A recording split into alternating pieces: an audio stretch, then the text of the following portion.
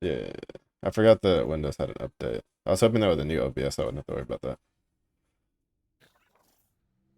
Oh yeah, I forgot to check something. I don't understand why I'll have it set to default, and I'll have everything else deactivated, and OBS will be set to default, and then with a Windows update, it still won't like work, like off the rip. It'll still, uh, it'll still have the issue where you have to go in and like all it is like it's back on default again. I just flip it to the mic and then back to default, and it works perfectly fine. Like I don't get what the issue is. But yeah, I was just I was just wondering how if you were gonna try to get some of the bullets, if you were gonna be able to find the oomph. Cause for me those bullets are just every time you posted something new about the bullets, they were I dug their grave 6 feet deeper and I put like 6 more nails in the coffin.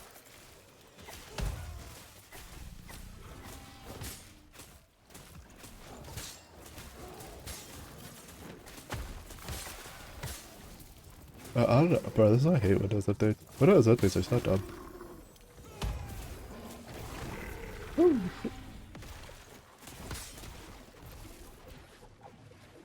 That is interesting. Didn't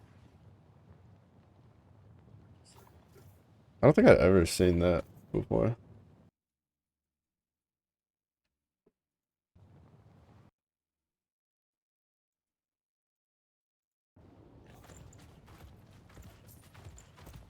But yeah, just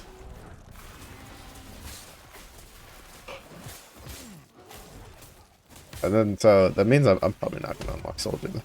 I can't. I can't. I don't feel like farming the regular bullets because they're probably just gonna be worse than running other things. Especially because I don't have a gold moon gun for water, which is I think like one of the only setups for soldier at the moment. That gets used a lot.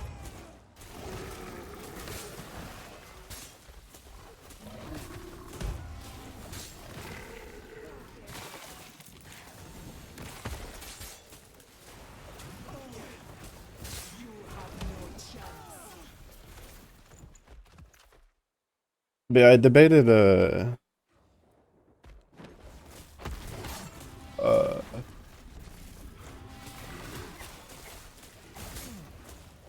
streaming PoE 2. I was playing it earlier today, and I decided I did not want to have to play a game where I had to think that much. I still have to kind of think while playing Lost Epoch, but I kind of already know what I'm going to do in Lost Epoch, so that's like not that big of a deal. PoE 2, it's like nobody knew any of the like if there would be and like what the state of the passage was going to be. So nobody had any real builds. I was following a build only to find out that one of the support gems that they had is wrong.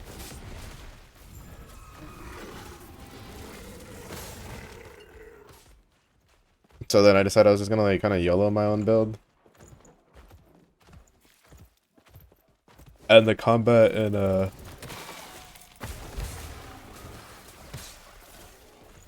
PoE 2 is more I have to actually like be constantly paying attention to what's going on. My character's died twice because well, pay attention to what's going on and like the movement's kind of weird. I died once because my character just stopped moving after I tried dodge rolling. Like, I don't know if it's like an issue with the game or just like the server, but there was like, I don't know how many times I would do like the dodge in PoE 2 and my character just stands still after. It's not like here where, I dodge and it just keeps going. Like, keeps walking.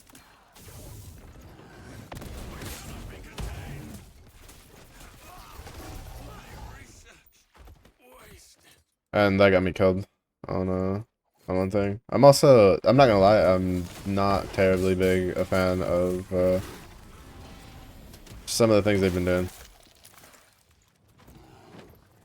so far. Even just early into the game, like, I'm just like, not really a big fan.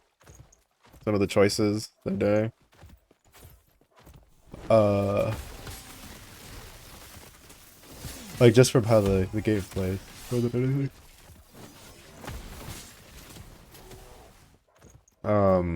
Whatchamacallit?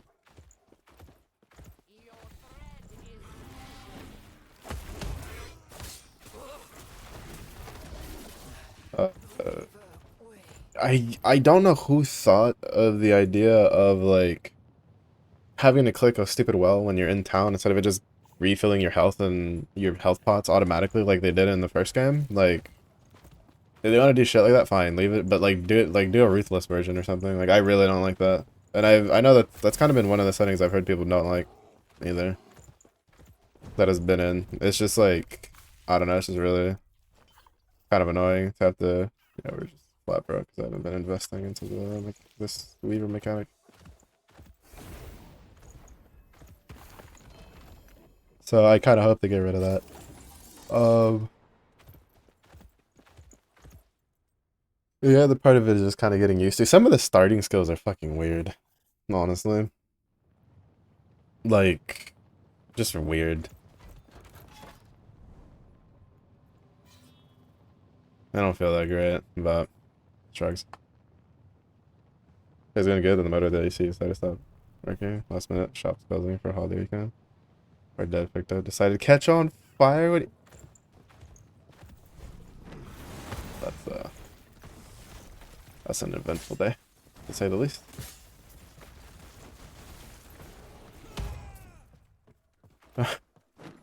That is... Yikes.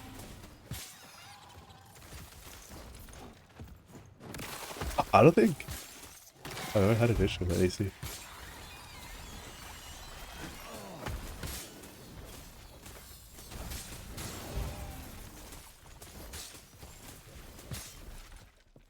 But caught on fire, that's... Part of me is curious if faulty part or just maybe there's another issue.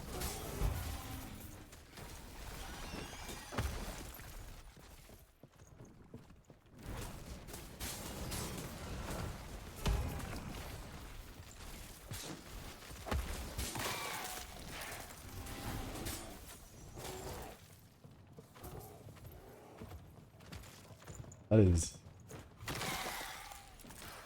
Oh, that sucks.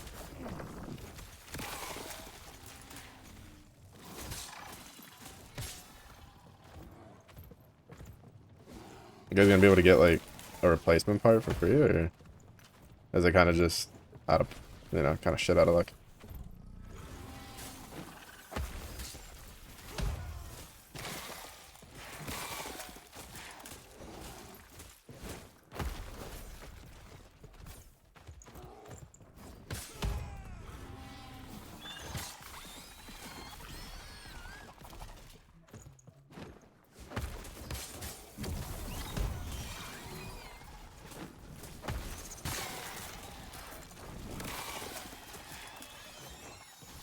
I've still not gotten the one-handed sword I need for this build.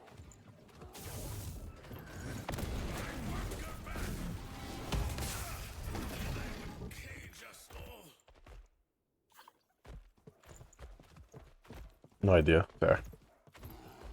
Yeah, it's kind of a up in the air thing.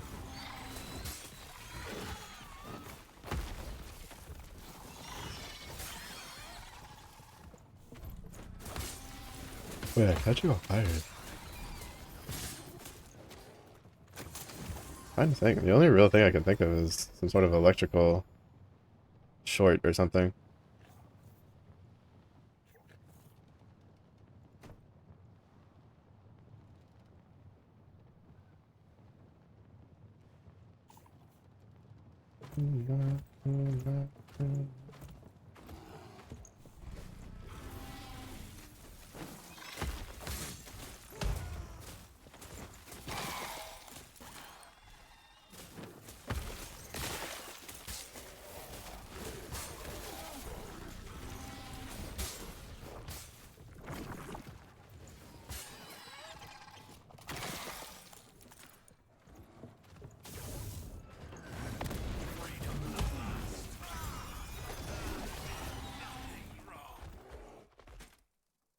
Picked it up, turned it back on, ran for a couple seconds, caught fire.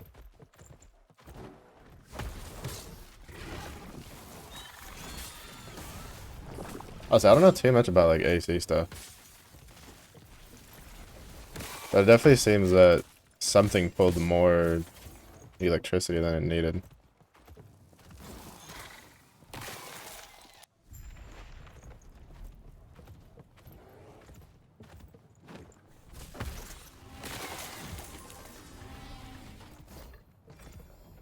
So where's my exalt?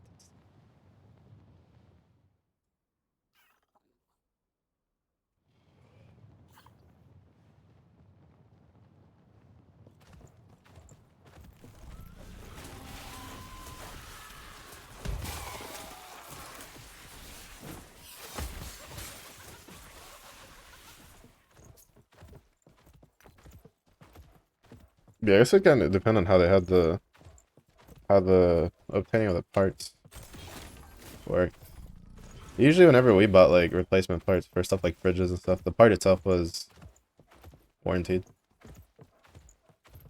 Well, because like usually it was like a case of most times we were also like lucky because a lot of times if we ever had issues with like any sort of like fridge or stuff like that, it was always when their warranty was still good. It was either always when their warranty was still good, or we would luck out and there would be like something that was like a good replacement on sale around the time that it would happen. Cause, well, to be fair, actually, I don't know. I don't even think that's like lucky. Usually, my mom's always like looking for like appliances like that to be in the know.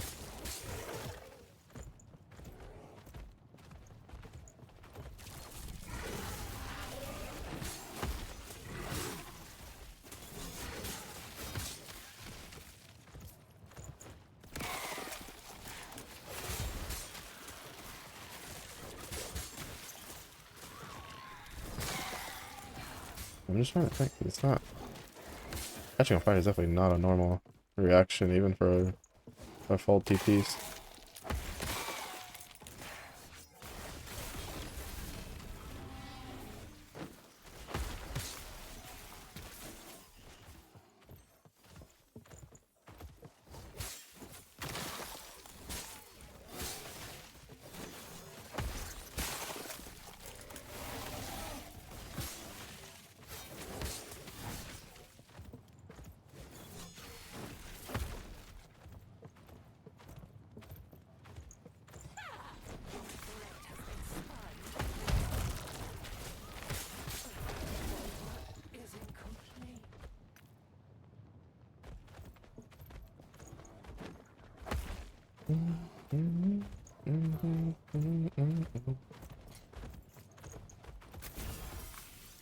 Wait, what's the... Which... Is it this slot? Oh yeah, that slot you can just place an item. This slot's armor. Woven Echo. Yeah, so I should go for this one.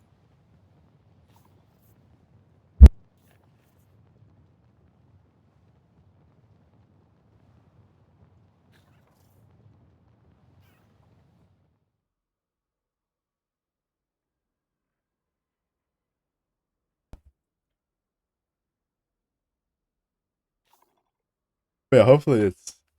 Y'all could at least get like a replacement part or something. Or the free 99. But that's just gonna be up to the fellas.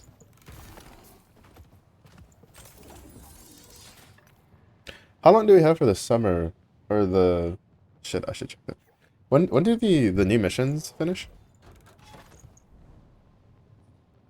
It like they go up to like the start of Guild Wars, yeah. I'm not concerned. Oh no, no they do not. It ends in 41 hours. Oh fuck me. I guess I know what I'm doing tomorrow.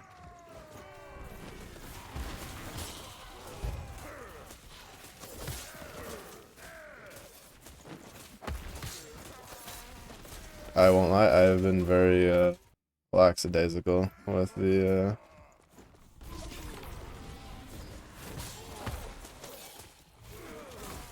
with With the missions, I don't even have the like. I don't even have like 100 done. Because I'm just not getting the relic. I've been way too Pepega with Grand Blue recently. To be fair, it doesn't help that I'm like juggling probably like 7 other gacha games at the moment. Of which I am kind of actively grinding like 3 of them, at least. Well, technically 4, because Reverse 1999 has I thought their Assassin's Creed collab was ending when I like started, so I really didn't pay much attention. I wasn't really farming at all. But I think I mentioned it yesterday. But it's not. It basically had a part 2, where it's the whatchamacallit,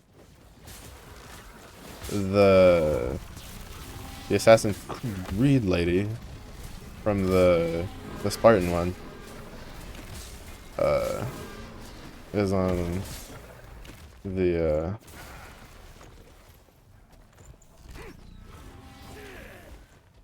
is on the banner, and me once. Her art looks nice. It's kind of ironic because technically if I went for Ezio Auditore, it would be he's like super top tier. While she's like okay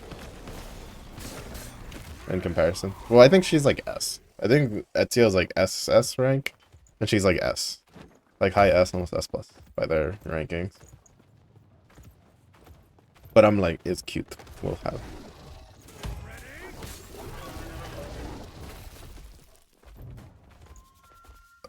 Uh, what do I need?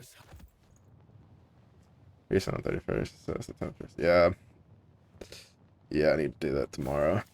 I need to at least get to like the 100.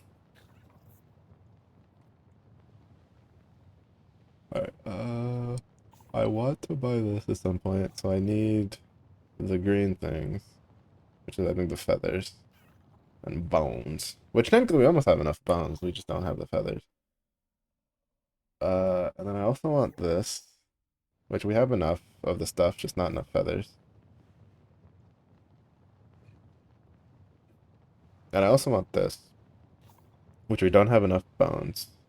But we're gonna need more of the primordial fangs, because we're gonna be using a lot to get that too. But this one wants the horns instead of the heart, or whatever this thing wants. Ah, yeah, so we'll stick with, so we want green stuff, the fangs, and the bones is what we want.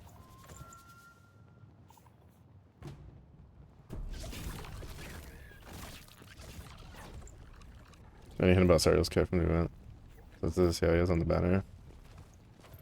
Yeah, I think if I had to guess, like his Sario's kit at the very least, I feel is gonna have the debuff potentially from his summon.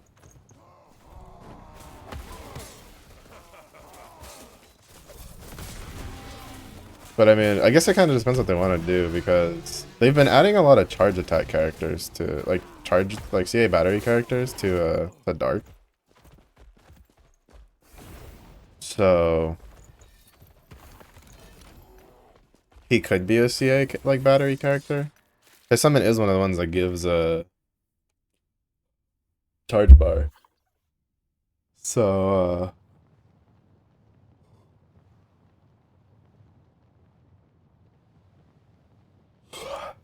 I feel like that could be a go. It could also just be completely something different, and then because like for instance, I think wait, does Uriel give? I think Uriel like regular Uriel gives some charge bar to them, but like Uriel definitely is not like a charge bar kit like at all. It's fucking skill spamming kit.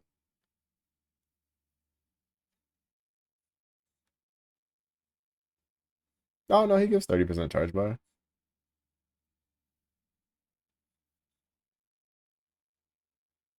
Yeah, I think it's probably safe to say that he like I feel like Sariel is probably going to uh have the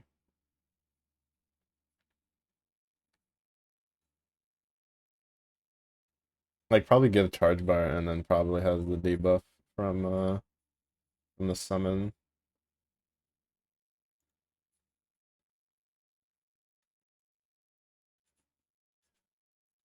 I'm mistaken, I think all the other Primarchs are like that. They have at least some part of their kit that's like pretty similar to their summon.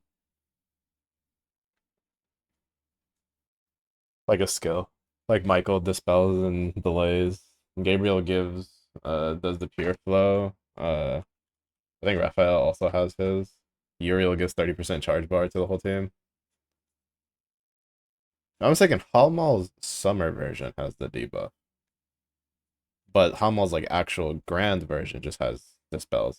That one's kind of weird how they did that. Yeah. Raphael also has his like feather thing.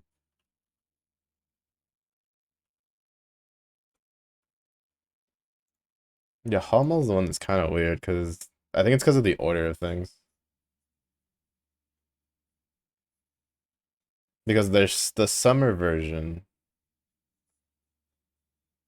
Oh no, the dark version also has Everbeen. Never mind. Yeah, no. Then I'm pretty sure it's probably at least at the very least it's safe to say Sari will have like a skill that mimics his summon. I don't know. I never noticed that regular Halmal also has Everbeen. I only ever remember the summer kit. Up in the air if anyone from the event will be on the banner with them. Because the only fight in it was at the end. Sandy and Michael, and they're alongside him instead of any of the fallen angels that we don't have yet. And there's no part two, right? Because it's just like a regular story event. So honestly, it could go either way. They could just like kind of YOLO drop a like one of the fallen angels, or it could just be a case of this is gonna be like another chain that may I don't know. They might like lead up into a story event, like a or not story event, like a New Year or anniversary story, and then maybe we'll get playable versions, and then they just like rate up all the like the Primarchs on the banner.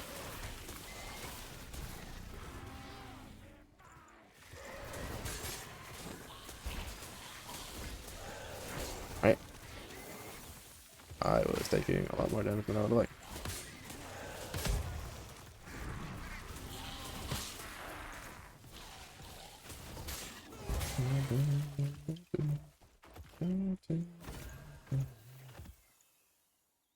Nothing I want.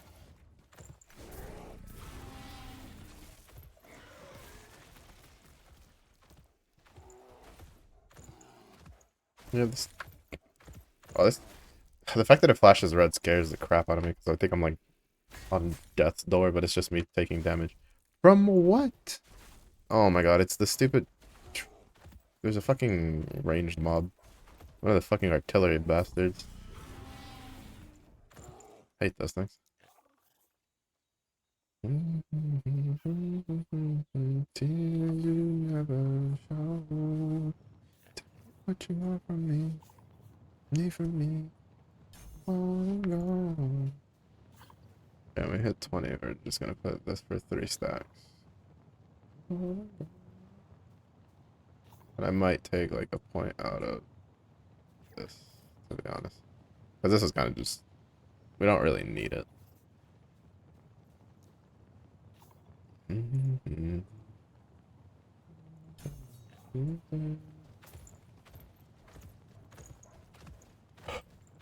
But yeah, I don't know. I guess we'll find out. I feel like recently they've lost a little bit of like the consistency for how they've been doing like the release schedule for stuff.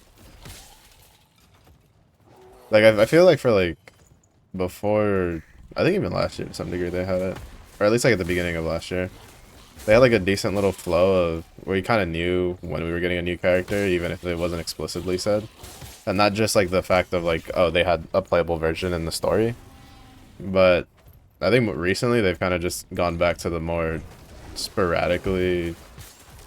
What are you doing, you dumb bear? Jeez Louise.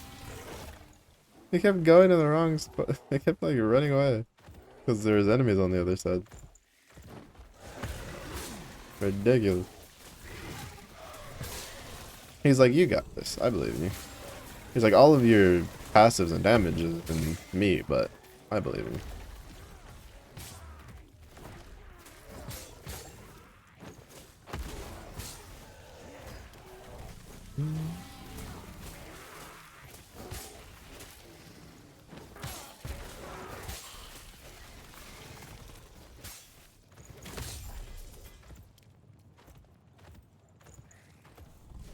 Go from his Christmas summon instead. Just give him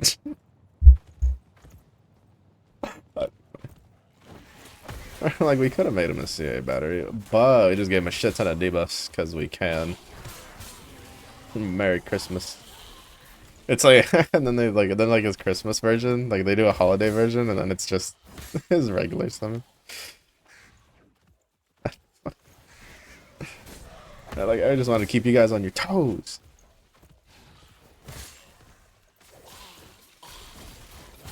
I will say though, playing other gacha games, like, I don't know if it's just because of with how long I've been playing. So, and I've just gotten into a system where I always try to keep a spark on hand, or like a golden pig ticket or something. Grand Blue banners are short. When they aren't the collab ones, they're short. I didn't realize how short they were, honestly. It wasn't until I started playing some of like more gacha games. Because to be fair, I played some Zenless and I was like, oh, it's just MiHoYo. But I've been playing some of the other ones, and it's like a lot of those, like, those banners last like 3 weeks, 20 days, like a month, and I'm just like looking at Grandpa's like, wait, are we the weird ones? Are we the not normal ones?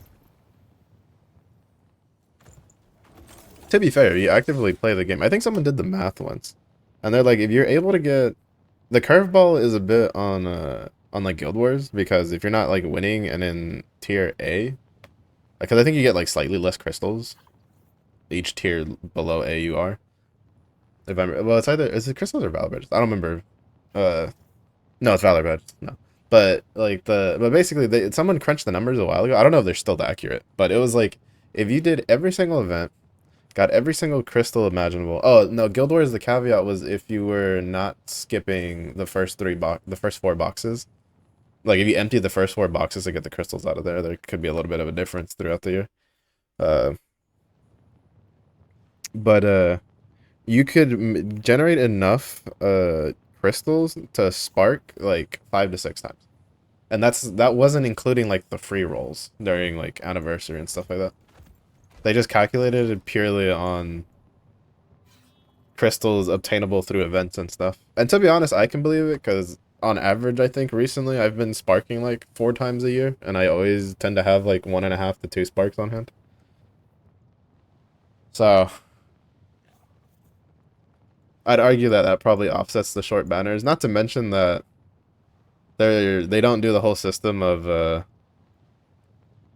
the character is limited to the specific, like to the singular specific banner, right? Like it's like seasonal characters are probably the closest thing, but even then they're technically available during the whole month, or if they're like one of the monthly ones or during a decent period.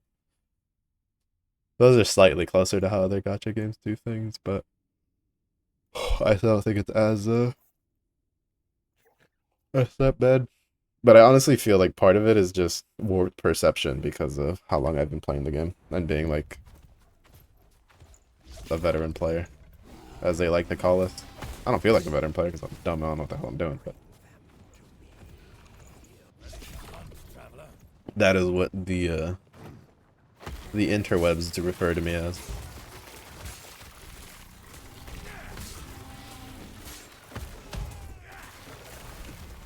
We are veteran Grand Blue fantasy players.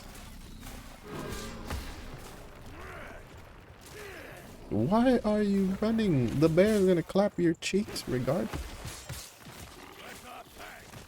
But yeah, I was debating on doing PoE 2. But for PoE 2, 2 reasons I didn't stream it is, one, I have like a very hard time being excited for a game that I still consider like incomplete. Like I think half the weapon skills still aren't in the game, half the classes aren't in the game, like stuff like that. So like I have a hard time, not to mention part of it probably gets brought into the effect of that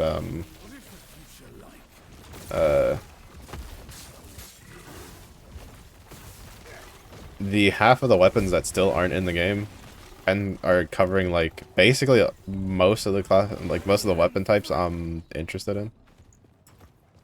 Axes aren't in the game. Swords aren't in the game. The nature skills aren't in the game for the druid and stuff like that. What else? I think there's like they have a flail that they're supposedly gonna put in the game. Those skills aren't in the game. The tab's there, but that dude went through the map. That dude's like, I got shit to do. I ain't got time to fight you. He just went straight through the wall. That fucker's like over here somewhere. I don't even think he's on the map anymore. That's kind of funny.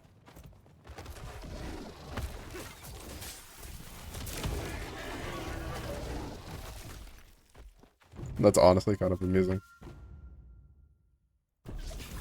Yeah, drop an exalted bow or quiver, but we need the green part. I haven't gotten ambushed in a while though. That makes me kind of sad. But yeah, another part of it is to be fair, the movement to me feels a little clunky. The movement feels a little clunky. Some of the UI choices I'm not a big fan of. Like it feels unnecessarily roundabout to get like the way, like in PoE 1 the skills, it's like when you click the slot to put the skill, you can directly there choose whether the skill, you know, you don't have to hold shift to like get it to, you know, to have your character stand in place and just cast the button, like cast the skill when you push the button. Because like for instance melee skills, it'll try to get like basically if you're out of range, it'll try to get in range before casting if you don't do that.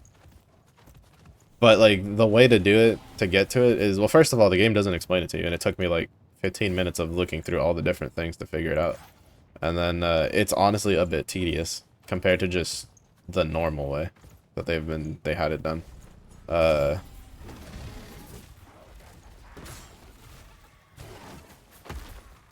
Whatchamacallit,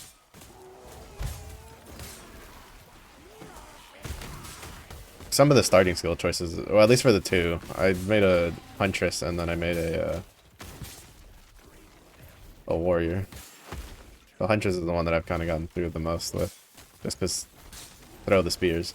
Because I want to do like something, like I want to experience something that I can't really experience in PoE 1. Which technically I can't play the warrior in PoE 1, but like slams are in PoE 1, so I don't really mind.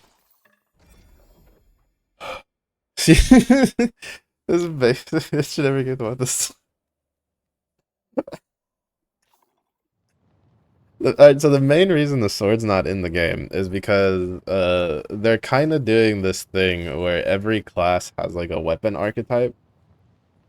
So for instance, when you play warrior, your starting weapon is a mace and you get mace skills. When you play huntress, your starting weapon's a spear and you get spear skills. You can still mix it up and do whatever you want, but like there's kind of a bit of a weapon identity that they're kind of doing to pair up. And at the moment, none of the classes in the game, their starting identity wields a sword, because that would be the duelist, technically. And the duelist is not in the game, because they added the mercenary instead, who their starting thing is the crossbow. So, that's why there's no swords in the game, or at least that's what I'm assuming, there's no swords in the game. There's no axes in the game, because that's supposed to be for Marauder. Or at least that's like the identity lineup. Marauder's probably going to start with axes, even though technically in the base game they started with maces. The druid is supposed to be nature stuff. The Templar, I'm assuming, is the one that starts with the flail. Because I don't even think there's daggers in the game yet either. Because the shadow isn't in the game. His the monk, which is his like alternate version, is in the game, but the shadow, the assassin dude, isn't in the game. Yeah, it's really weird, kind of like the order they decided to do it in. Because on one hand, like realistically speaking, on one hand, considering that it's a sequel that's like taking a lot of at least skill names and generic ideas from the first game, it makes more sense to put in the weapons first that aren't in the previous game. So you can kind of get those ironed out, because you kind of already know what you're going to do with swords, axes, and whatever. which is a premise that I would accept, except for the fact that like maces are in the game, and spells are in the game, which are all like normal. But like the weapon typings that are different, i.e., the nature ones with like the shapeshifting, which is probably just the shapeshifting coding is what's keeping that delayed, which is valid. But like, cause like for instance, the Primalist, which is what I play, their Druid tree went through a lot of iterations in early access for last epoch.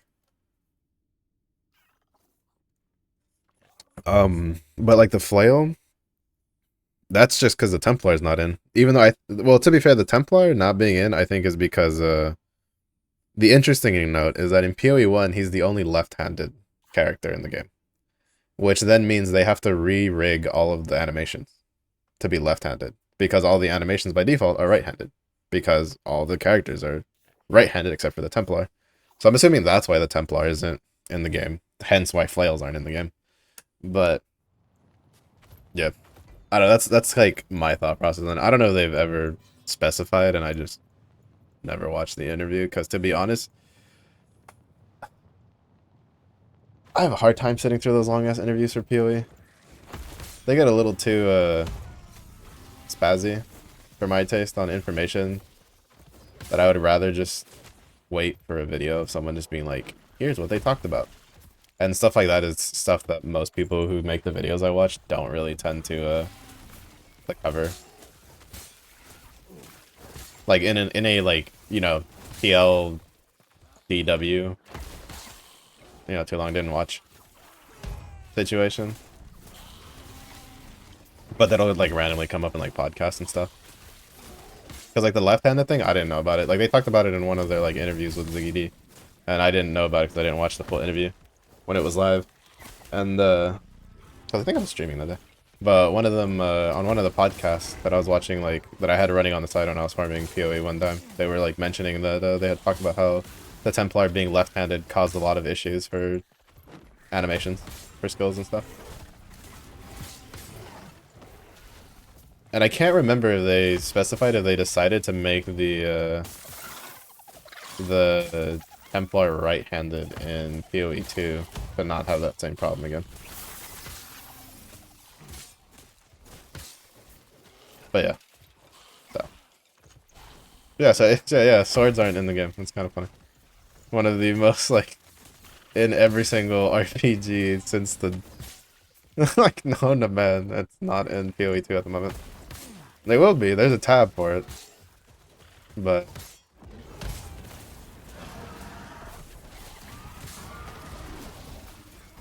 that's just not yet. But yeah, I don't know. There's just something about PoE 2. I was really excited with the trailers and stuff. And but there's something about just like over time watching like their thought processes and some of the choices and stuff like that like they felt really confident in, and then as someone who's played these styles of games for well over 10 years, I'm like, that's not gonna work out at all. Like stuff like that, and then being correct in the fact that a lot of them didn't work out like that. Like for instance, they tried to do this idea where in so in PoE, right, you have the skill gems, which, you know, this your regular skills like Fireball, for instance. And then you have like the support skill gems that enhance those skills that you can socket in. So like you can do Fireball, and then you can make it where Fireball shoots 3 fireballs instead of just 1. For a support gem, right? Well, they decided that in order to which, to be fair, it's not like a bad idea on one, like it's not a bad way to attempt to fix the problem, but it's just like a case of it's going to cause unnecessary bloat long term, which is why they changed their decision on it with this recent patch. But in PoE 2, you could only put 1 skill gem on. So it was like what it ended up doing was it ended up really limiting what you could build, instead of like, because the idea was if you could only do 1 skill gem per character or per skill, or no, yeah, per character, like on their skills, it should have opened up more build diversity, because people wouldn't just default to like the super strong like OP ones. Well, the slight caveat to that is that you have to make skills like so a support gem. So you have to make multiple more support gems that all feel worth using, which, to be honest, is a bit of a balancing nightmare in reality. Because it's you're never gonna reach a point like they've been trying for years in PoE. And to be fair, PoE one it's a lot better now than it used to be for support gems. But even then, there's still support gems where it's just like there's really no reason to use them. But the thing is that when it comes to the active skills, the reason you don't use them is usually because they're either like they're usually really bad or they're just not good for your build, or there's just like a skill that's like because I think there's like a couple skills that are really good, but there's just not really a build that to use them in. But but yeah, it's just like there's like a multitude of reasons for it. And so it ended up, and they were just like, yeah, what it ended up doing was it ended up causing less builds to be a thing because there just wasn't enough skill gems to allow for build diversity to flourish. So they went back and in this for this patch they were like, yeah, we're gonna just gonna we don't need this. They made it so you can use this like the same skill gem multiple times. So there should be decent number of skills. Which, to be fair, if stuff like that, I don't mind them like trying out. It also cracks me up that if I'm not mistaken, their idea was that they were supposed to like release the game like either late last year, early this year, and we're still, you know, in 0.3. Which to be fair, I don't mind. I feel like they should just take the time to make a good game. They're obviously getting plenty of support for it. They're getting so much whatchamacallit, content. Just because like PoE 2 is pretty solid. It's just they've made weird decisions. Which on one hand I can kind of understand because they're kind of like the firm software. The from software of like ARPGs. They keep trying to do weird shit to see what works. Cause that's why FromSoft like does a lot of like they did Dark Souls 1, 2, 3. And then they did Bloodborne, which is similar but still different from Dark Souls.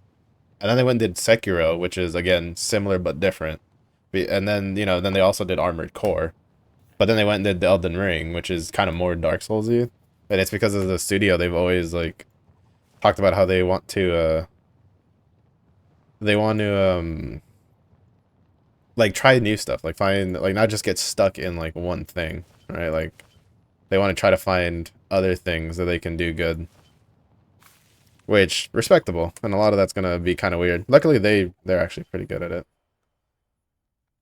So most of their stuff tends to be pretty solid.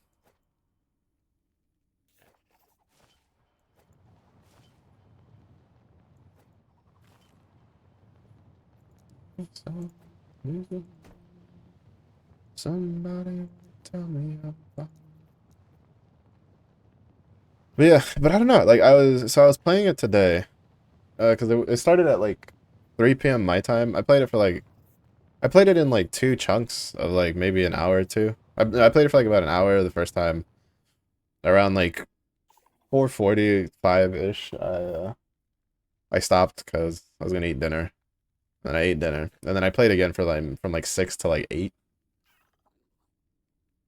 Kind of just messing around with different stuff. I don't know how I feel about the uncut skill gem system.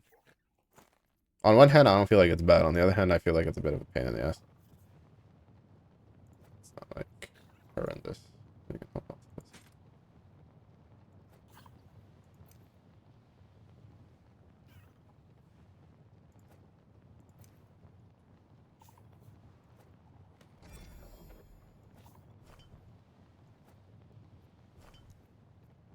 But yeah, I don't know.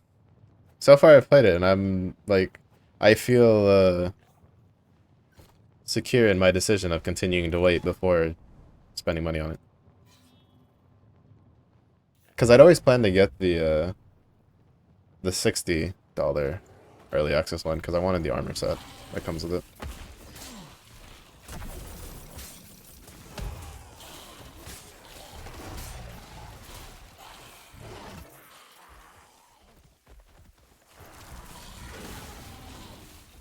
Because I wanted the armor set, and then I wanted the $60 worth of points that I could then use to buy some more tabs and some cosmetics.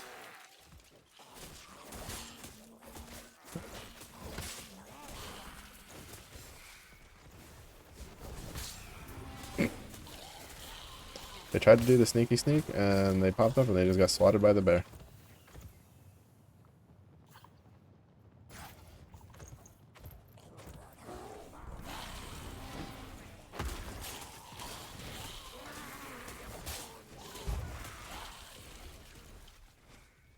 So yeah, so I don't know. We'll see how it goes. Like, cause like to be honest, it's like I would almost rather like I would in the current state I would rather spend like the $25 to get Titan Quest 2. That's an early access, which also has like very limited things at the moment. Than PoE 2. But that's also because I know Titan Quest 2. I'm like 90% sure is gonna be like Last Epoch, where it's gonna cost money. Like it's gonna be buy to play, so it's kind of a case of get it cheaper, and then have it when it's like in full. Because I think I spent like $20 for Last Epoch, because I got it early access, and I think right now it's like $30, something like that for like the regular version. I haven't looked in a while, but yeah.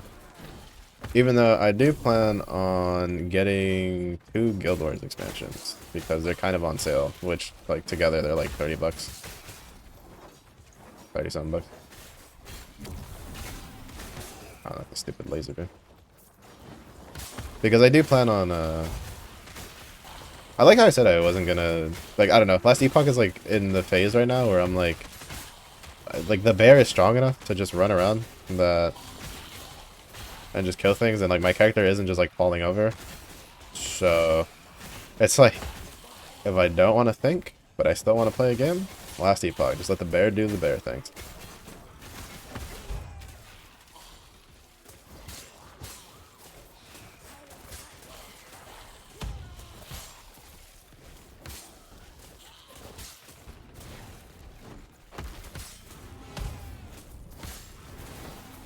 But yeah, I do plan to play Guild Wars 2. Like kind of do Guild Wars 2 playthroughs through the like the DLC, the expansion content and stuff. Because I plan on getting the most recent available one, which is Janthir's Wild, so that way I can get access to the spear, and then get Secrets of the Obscure, so that way I can use weapons on all specializations and get the extended weapon license. Which means in order to, you know, justify it in my brain for spending the money, I'm gonna at least stream on a character through all the story for those, and through Icebrood, which I recently got. But Icebrood didn't cost me money. It just cost me time. Because I just farmed gold and then bought gems and got Icebrood when it was on sale.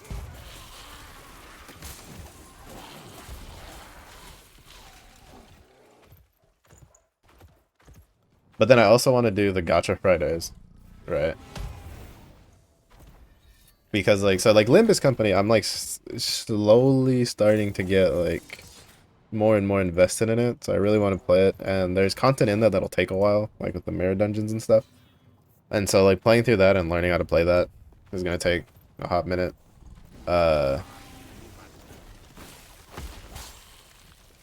Seven Nights Rebirth is supposed to come out next month. That's gonna be part of like the Gacha Fridays. Tacticus, Warhammer 40k Tacticus has a pretty has like a 2-week event starting on the 1st that I'm gonna use like refreshes and stuff to try to get as much as I can out of it.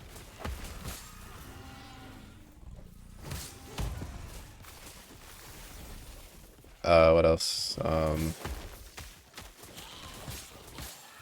Reverse 1999, I honestly don't think I'm gonna play it too much past the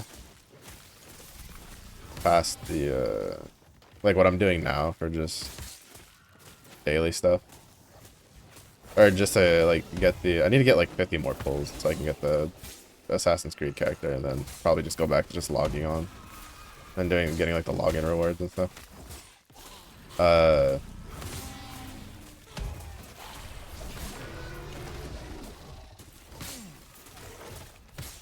I'm like slowly trying Mori Men's, but I kind of don't feel like streaming that mostly because I actually still don't know how I feel about that game. Honestly, kind of still on the fence on it. The character designs aren't too bad. Uh, but I don't know how I feel about like the dungeon exploration part of like the game.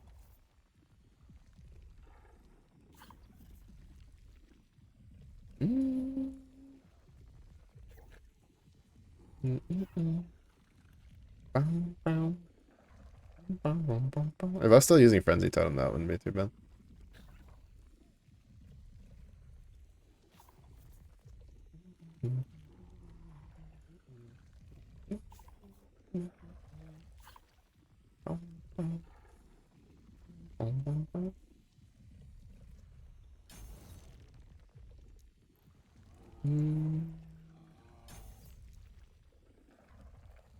Five out of 5.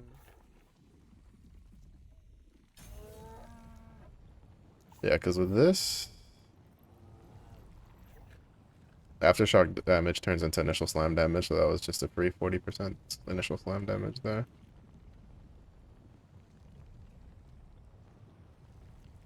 Let's take the more damage then. How are we looking for resources? Still a ways off for the bones. We're still missing like 8 more of the feathers. I like that you can tailor what you get. Instead of it just being like you just have to kill it and you just RNG get whatever you get. But you can tailor like what the boss gives you, and then you can also buy like from the vendor. That's like all that's like really nice. I'm a very big fan. Oh sweet. I conquered the echo out there. Almost side touch.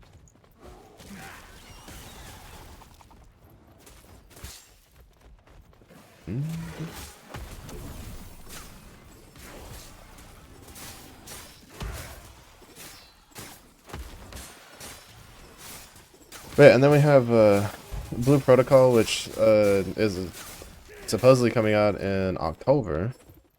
And then the new Zenless character coming out in October. Zenless, I still don't actually know if I want to like full swing get back into it like I was before, if I'm just going to do what I'm doing now, which is just like logging in and get the free stuff.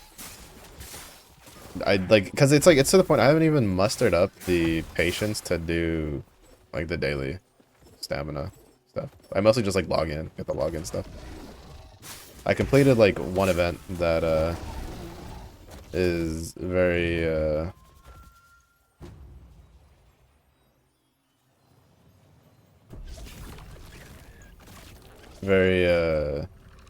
that was very quick. It was just one of those like, you know, it has an image and then it's like shuffled into like different quadrants and you have to like realign all the squares to make the image appear again. That took me I think like 20 minutes to do all of them. So free stuff. I have another event that I need to do.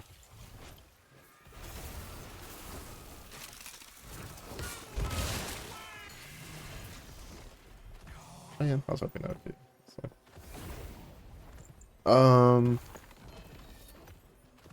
But I think that's about it for the gacha games that I'm currently playing. I'm waiting to see, because Blade and Soul is supposed to have like a hero gacha game coming out. I'm like, there's a couple ones that I'm like pre-registered for, out of curiosity. Melee attacks. Melee, it's a primalist weapon, which gives fire damage.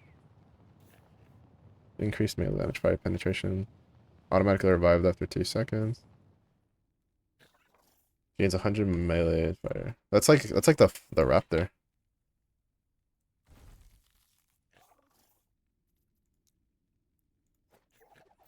I think the raptor is like the only one that can be fire at the moment for primalist.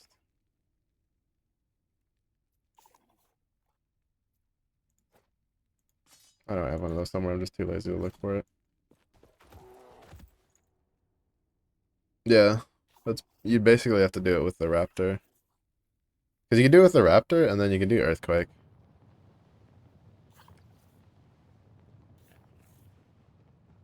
Yeah, because you can't do summon wolf as fire unless there's like a relic or something that lets you turn one of the other minions, like convert their damage to fire. You'd basically would have to. You could probably do. You'd have to do beast, like basically this build, but with raptor, and then just manually cast earthquake.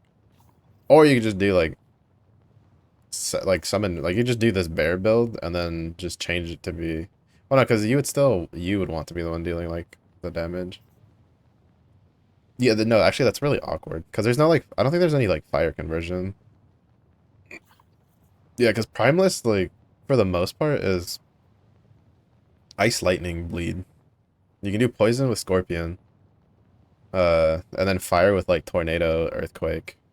But like the predominantly it's like physical cold and lightning is what it has the most of. So having a weapon that just gives you fire stuff is slightly awkward. You might have to like combine it with some other uniques and stuff to make it work. Oh, actually, I was strong enough to kill Lagon on the maps, so we're gonna go so we can unlock the merchant guild.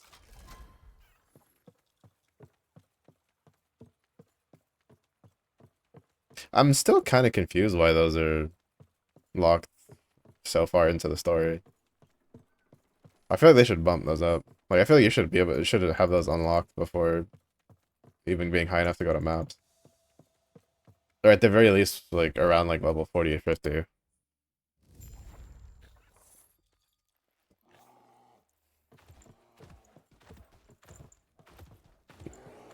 You just severely reduce how much like reputation you get uh early on.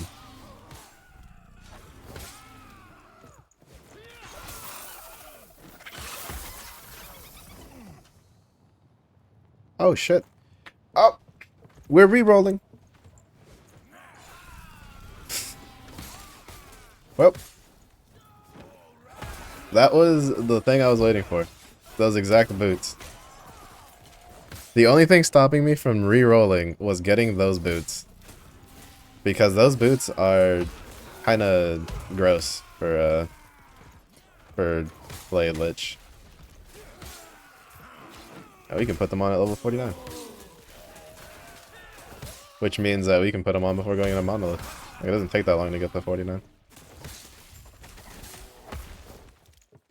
That's actually kind of funny. I kind of want to just reroll now, to be honest. Because it gives you a lot of, like, damage when you, cast Flay.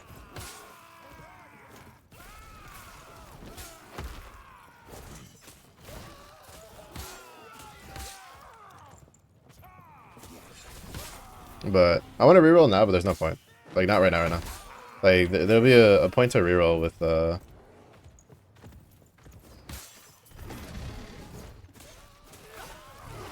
when we, at least get the merchant guilds.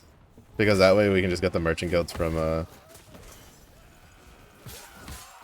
like at the start. Because that's like the interesting part, right? It's like, it takes this long to get the merchant guilds unlocked. But,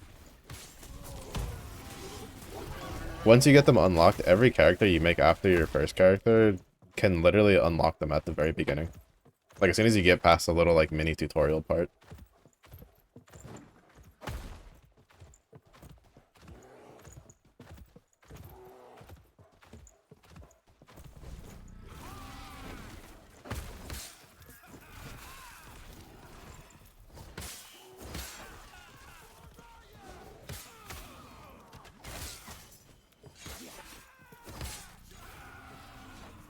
And then they can build up reputation as you're going, as you're leveling through the campaign.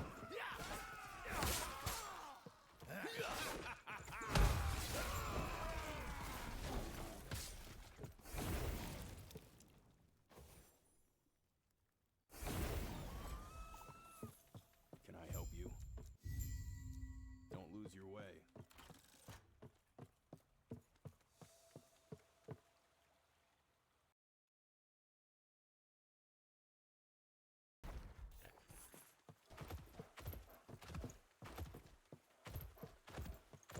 It's gonna take a while though. It'll take us like, oh, actually I don't think it'll take us like too long.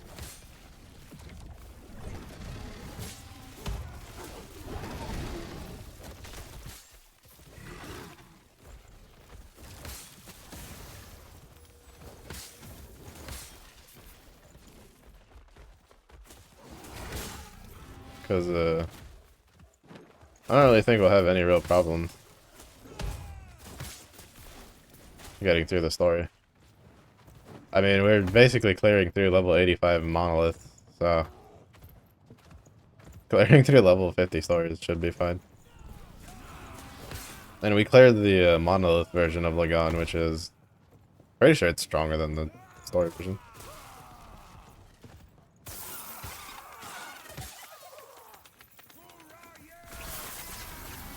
Money. Yeah, I was gonna start using runes of attendances to try to YOLO get the boots that we just got. I thought I couldn't get them like till way later though, because when I had looked, they were level 79, but I think that was on. That was people using them with like LP, which I think to get LP requires high levels.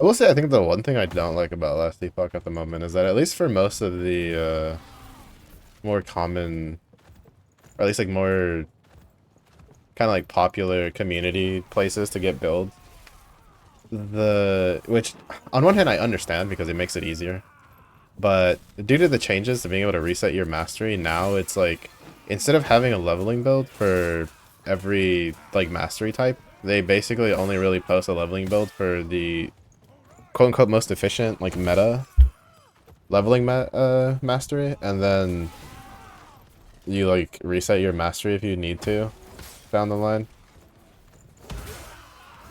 which I'm not overly a big fan. Like, I'm pretty sure there's probably content creators out there that have like leveling builds for other masteries that aren't meta, a little slower but you know kind of easier, because sometimes like I don't necessarily think there's anything wrong with like leveling with a certain skill in a mastery and then like respecking once you get to a certain point, because maybe you need a unique, or maybe you need like idols, or you know, like there's for any plethora of reasons for why you really shouldn't like play it specifically this way, and like playing it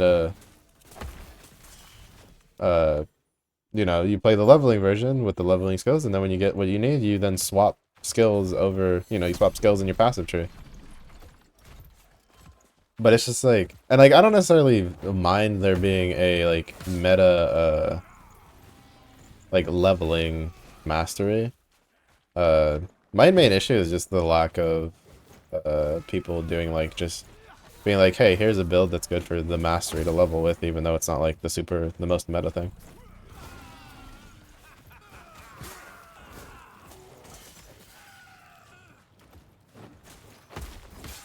Because like for instance, I just straight leveled with Summon Bear. You're not supposed to.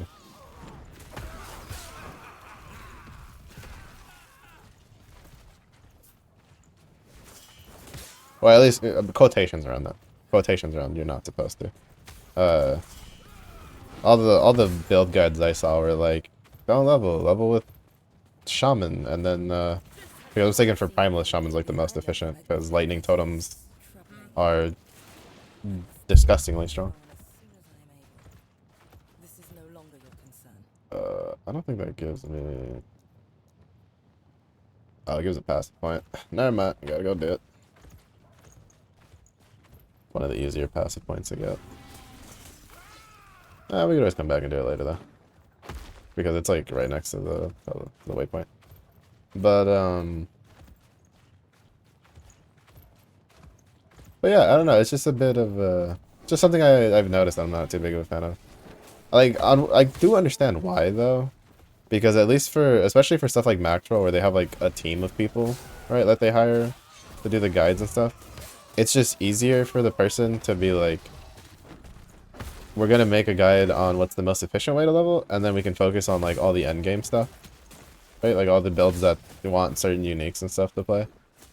And since there's a system in place for resetting, like there's no real reason not to do that. In all honesty.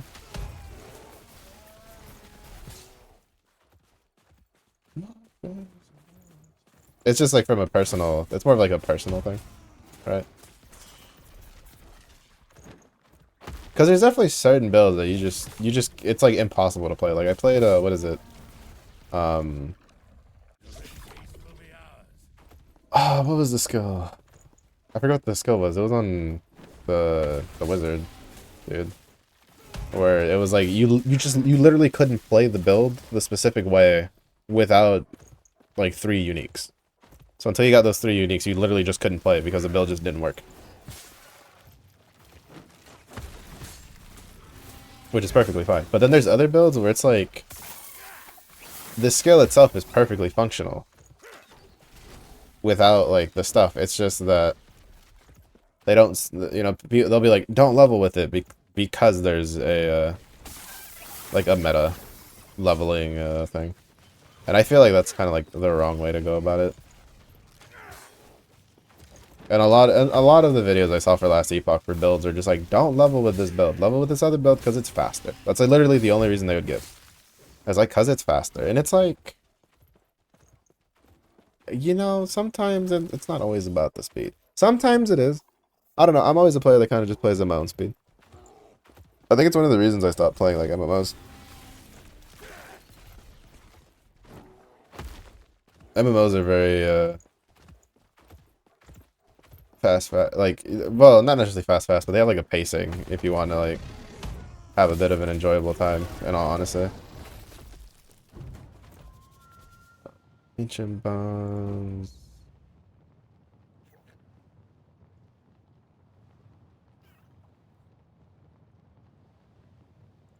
I'll take the pound. Or the idol. But yeah, I don't know. Now, I also don't think there's anything wrong with like the content creators that are like, by the way, leveling experience may vary. Shrug shoulders. I feel like that's a perfectly acceptable kind of preface to have for like leveling with a build. Like for instance, I plan on playing Flay Lich next. Am I gonna level as a Necromancer? No. I'm gonna level as Flay Lich. Is it going to be painful? Potentially. Could be. Oh my god, scared the shit out of me. I put my foot down because I was sitting crisscross applesauce and my dog is like under my desk.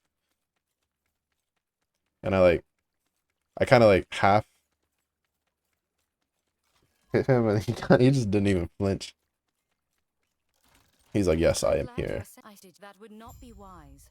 Liath's been known to be tense. Though I see. But yeah, I don't know. I feel like that's more of an issue with the with just the way like kind of gaming has gotten to a certain point. A lot of people will completely disregard a certain thing just because it's inefficient. And as someone like, I don't know, I think part of it is also I just play like I play a lot of gacha games that I have to be efficient. Like Grand Blue is one of the few gacha games where realistically like the efficiency compared to other gacha games, i.e. the stamina management, just it's not even close. You hit a point once you've played long enough that unless you're like actively grinding all day every day and doing like the really high level raids that cost like a lot of fucking stamina, you're not running out of half pots like anytime soon.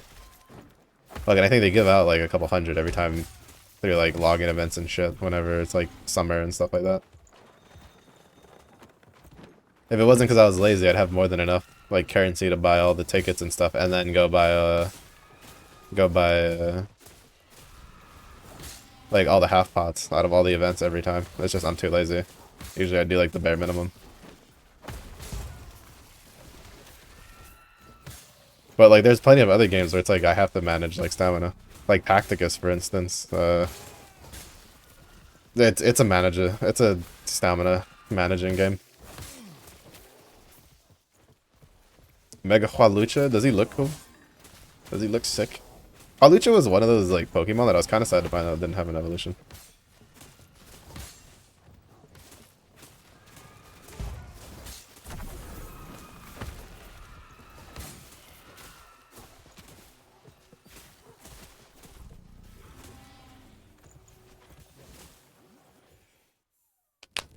But yeah, I don't know.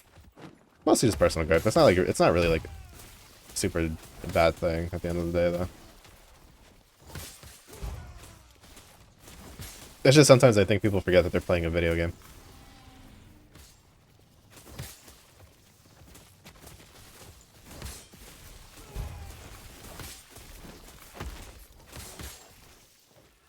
To be fair, I also think sometimes developers forget they're making video games with the level of shit that like they force their players to have to go through. But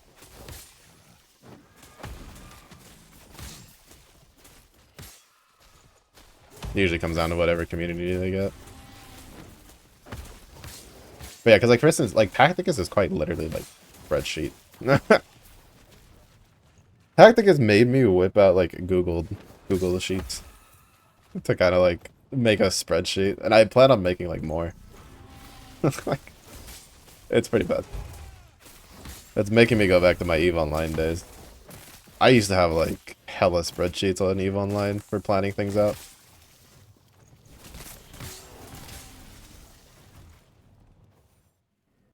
Well, to be fair, I also did like spreadsheets for like World of Warcraft and stuff like that too. Alright, that's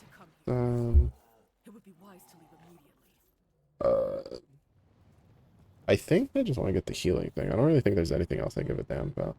Because we have like 40% slow chance, which is fine.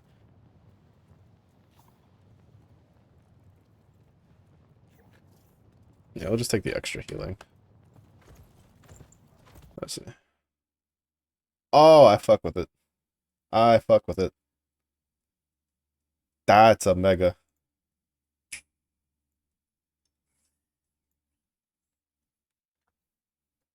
Oh, that makes me wish that was just like a regular evolution.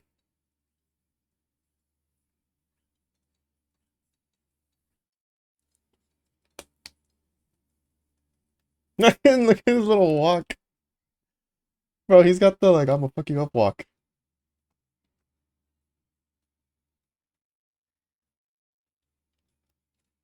Yeah, bro. Well, Lucha was like when I came back to Pokemon, was one of the Pokemons when I discovered he existed. I was like, that is sick.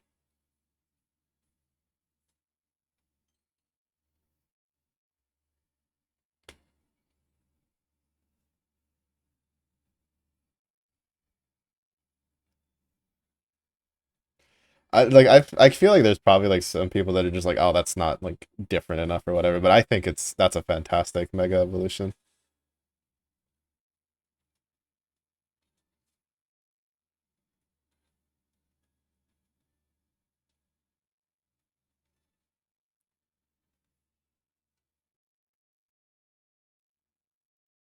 That's pretty cool. I dig it. To be fair, I think it's kind of obvious though, because like I think the one mega evolution that I saw. Oh, you just don't even have to get those things anymore. Okay, nice. I didn't know they'd cut that out. That was good, because that was actually one of the gripes I had in this area. I really didn't like having to play hide and go seek with the things.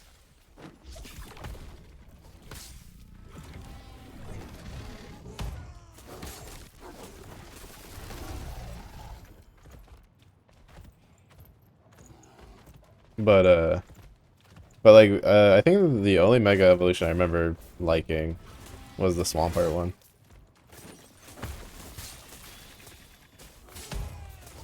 No, actually, I think what is it for alligators was also kind of not bad. I think there was a couple of them, but it was mostly the ones that it was like just slightly cooler looking, same thing.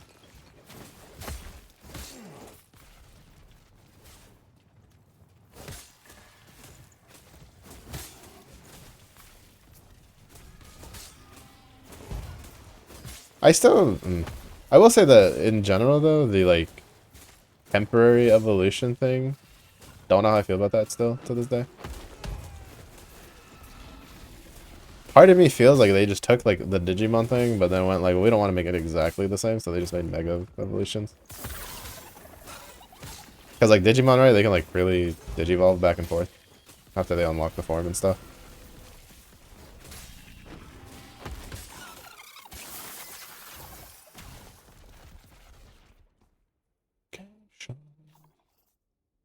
I don't know, do you deal necrotic damage or physical damage with the flay?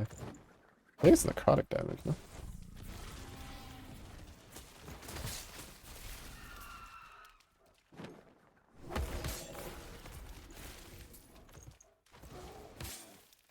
Woo. The bear slaps. No, the bear does indeed have paws.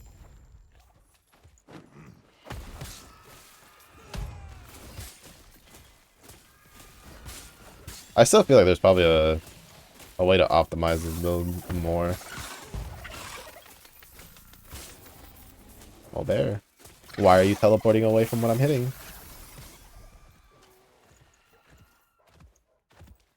So much for focusing the thing I hit.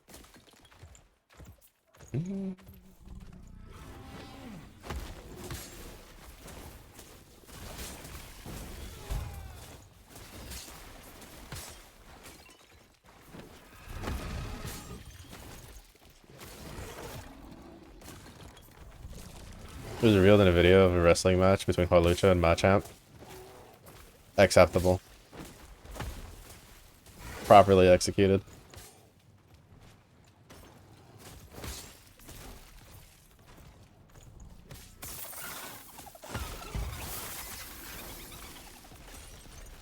We're getting a lot of the legendary ones to spawn for the loot lizards, and I am not complaining.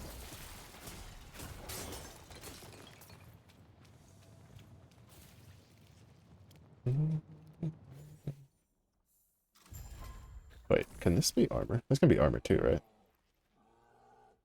No, weapon or jewelry. If that was armor, that would have been a lot better. Such confusing temples. An open field was more than enough for Hiora.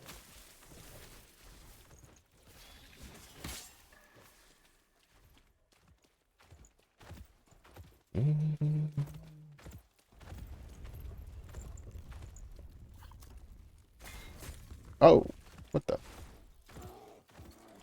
Again, and I take no pleasure. Your death shall be quick. Trying to protect everyone.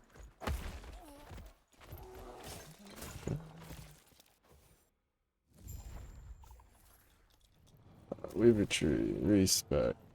Yes, respect these two. Confirm. Actually, respect this too. Confirm. This.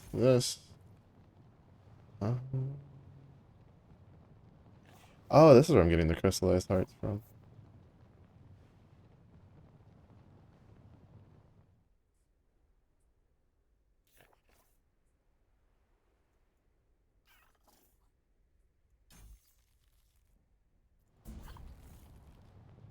An ocean above, an abyss below. You are...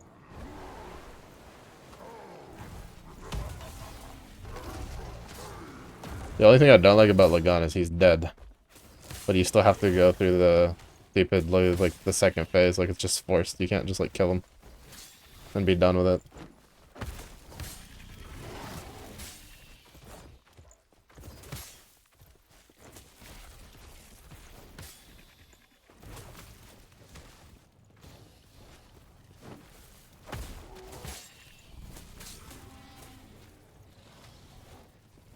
My dog is like, so he's like laying under my desk, and his back paws are on one of my foot. Like, he's on my left foot, and he's doing like slight kicking while he's asleep. So he's just like slightly kicking my left foot. That's kind of funny.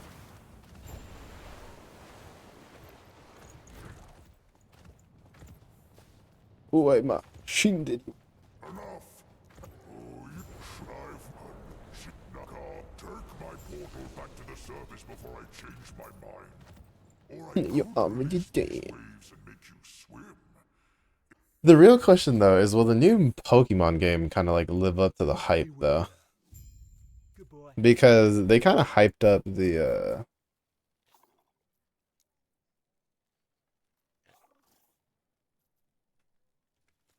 previous two a decent amount. Sword and Shield at the very least, I remember having a decent hype train to it with like the raids and stuff, and then it kind of flopped a bit because of You're back.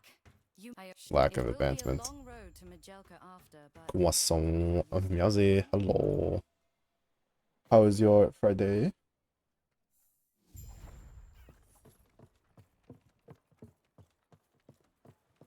There you are. I need also. There's a shrine just outside the city. how did you enjoy that? There are good. Only it's they follow a caste system. That should I get only know us Sapphire. You would have to the ask last someone idol more knowledgeable to hear slots more. that we're missing. Day was good. Good to hear. Good to hear.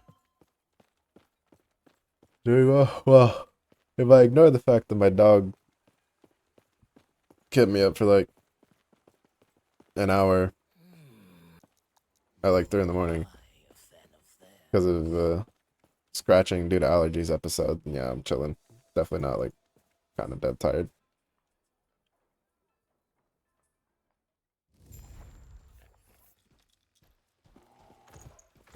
Like he's fine. It's just that for some reason at night when he's laying down, I don't know if it's just because he gets too warm, because my room's like warmer than the rest of the house.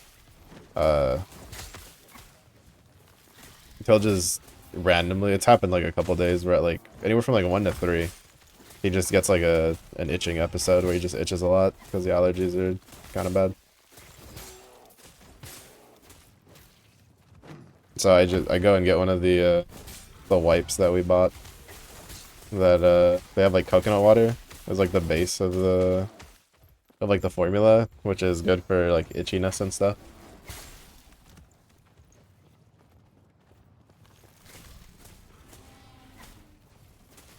And then usually he'll still like scratch a little bit after, but then usually that gets him through the rest of the night.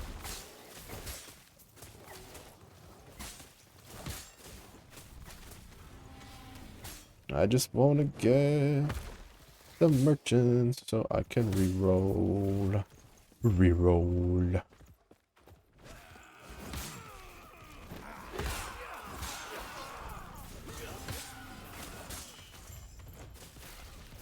You see me, 'cause I don't think that they understand. When everything's meant to be broken, I just want you to know who I am. Oh wait, never mind. We don't have to do that one passive point one. We already got all the passive points we can get. That's if we had skipped one of the earlier quests. I can't believe the no, not yet. Interesting note, if you've never played Last Epoch, you have more quests that will give you a passive point than amount of passive points you can actually get extra. And that's completely for efficiency. So if you bypass like, because there's, I think, which one is it? There's like one that's like pretty inefficient that a lot of people that kind of like speed through the campaign tend to skip. And so you can kind of do other ones along the way to get the passive point later. They're a bit more efficient if you feel like it. And the nice way you can tell is down here. They were nice enough to put in the bottom left corner of your map to tell you how many passive point rewards you can still obtain and how many idle rewards you can contain. Idle slots, I think, are actually like, they're the actual amount that you get.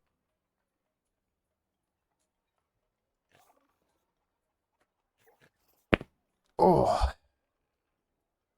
we can hide the quest because once we get the well, actually, we're gonna have to unhide them because once we get the merchants unlocked, they're just gonna turn around and make the lich. I have not played a lich in forever. Here's how it'll play. Last time I played it, it was still very like ward heavy. Like everything was ward heavy. Like every single class, the only defensive was ward, because ward was just incredibly busted and everything else was very under tuned. And I played lich at the time, and you could like generate a shit ton of ward, become unkillable, and just kill everything around you. It was, to be honest, kind of boring. You can just stand in a pack of everything and just kill it all. Wasn't flashy enough for my taste. Was not earthquake slammy. Was not earthquake slamma-jamma.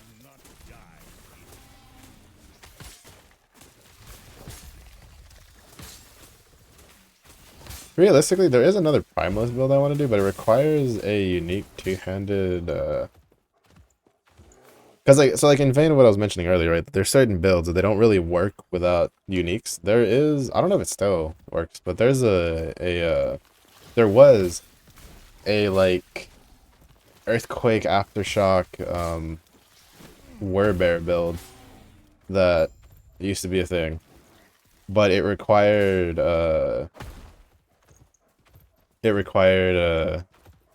unique two-handed hammer, which the only way to get it was a boss drop from one of the high level monoliths.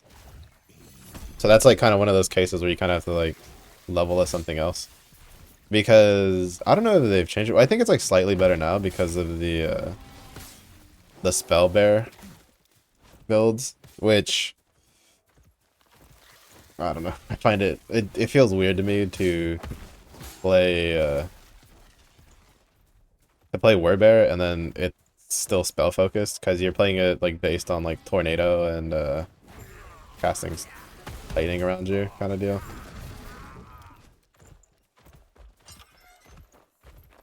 Thank you for I could have used, but I can't complain about that. You ready to head out then? The scale band were never meant to be called. Actually, I don't know if, what is it?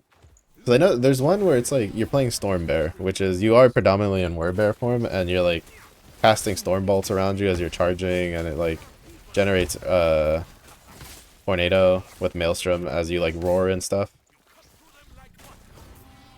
Because like with the Werebear tree, you can certain skills are linked to certain things. So, like for instance, the Werebear has a like a roar skill. Yeah, the roar, which the roar will use the war cry tree, like, and then the werebear also has swipe, which you can also do to use the swipe tree, and some interesting stuff like that. So what you could do is, and you can give yourself the maelstrom stacks, and you can make it where maelstrom summons tornadoes.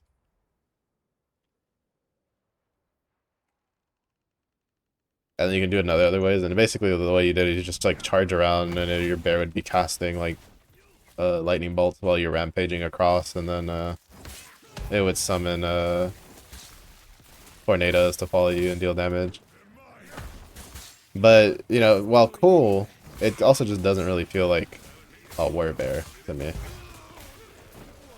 Right? It's kind of like, like in my head when I'm playing werebear, I'm basically thinking about playing like this bear, but myself. So, you know, I'm thinking about like charging around, slamming things, swiping things, like that kind of jazz.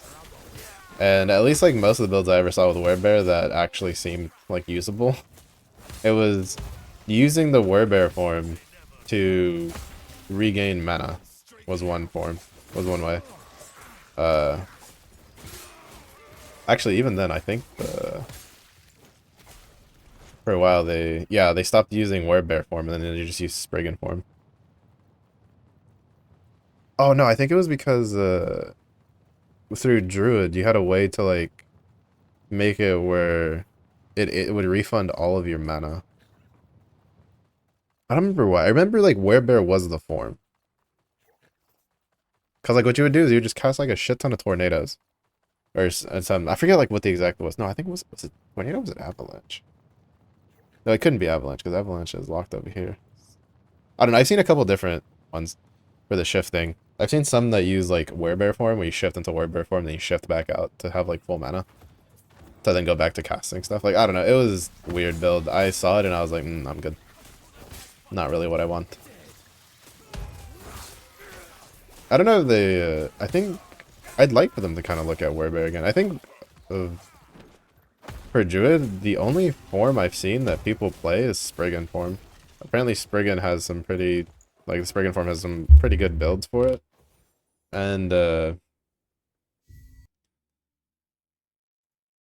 And Swarmblade used to be really good. I remember playing Swarmblade a couple of seasons ago.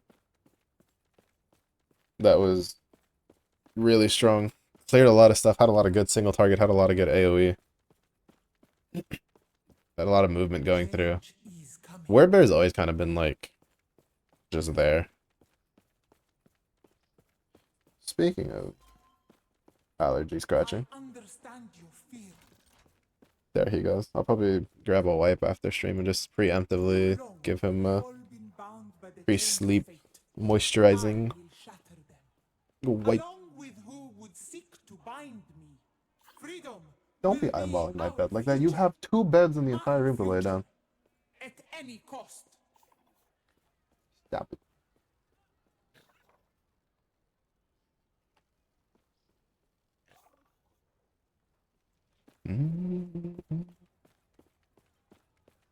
Alright, we're almost done though. I would. Alright, if I had to say something, if there's something I really want for Last Epoch to do, is to set themselves apart from PoE in the vein of. I'm sure they plan eventually to do some, like add more classes, like do class packs or something, to add more classes. One second, he is requesting for some rubs to help with the itchiness. I might have just the thing for you. I try to like give him like rubs on the itchy spots instead of scratching, so that way, you know, less irritation on the skin. Still gives like decent itchy satisfaction, but you know, not using like hard nails to scratch at the skin. But I want them to make one of the snake people. Like make a class where you're playing like the snake person. Oh, wait, no, I have to go through these other doors. I'm mistaken.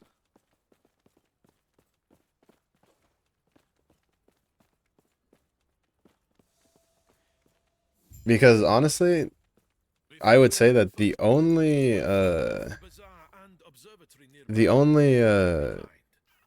like kind of this style of game that's really setting itself apart with like player model is, I'd say, Torchlight Infinite.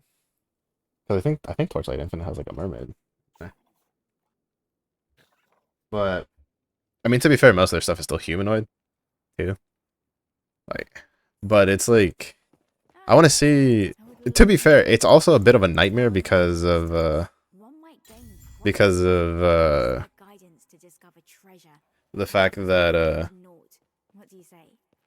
you have to basically redo the armor models. Though in this game, I feel like it's less of a problem because they already have class-specific armors, right? And there's no like pants. Like the chest piece is torso, and like this is primalist only. The helmet is primalist only. I think the only thing that is like multi-class that appears is the boots and the gloves, which even then, the boots and the gloves use specific models, right? Like, if I put these gloves on my Sentinel, the gloves don't look like this. This only looks like this because it's on the Primalist. So, technically, they already go through the effort of kind of, right, those boots are not storage. They already go through the extra effort of having to make armor for every specific character.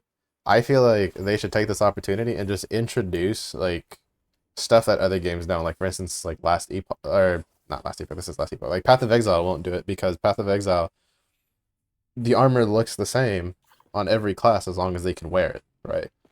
So like a robe on a huntress is gonna look the same as a robe on like a warrior in the overall model, right? So I'd like to see them like, you know, we see snake people. It like make a class as a snake people. That's a snake person. We got the spider peeps. Make like a spider dude as a that has a class. Like stuff like that would be kind of neat. I feel and would probably go a long way in kind of at least giving them a bit of an edge in certain things that other games might not be able to do just because of the systems they choose. All right. But I don't know. It'd be interesting. It's just food for thought. Is that name taken? That name's gonna be taken, isn't it? There's no way nobody did Flay Queen. Okay. In the beginning. I'm not gonna say no. But yeah, I don't know. I just think it'd be pretty cool. It'd be kind of neat. Kind of just food for thought.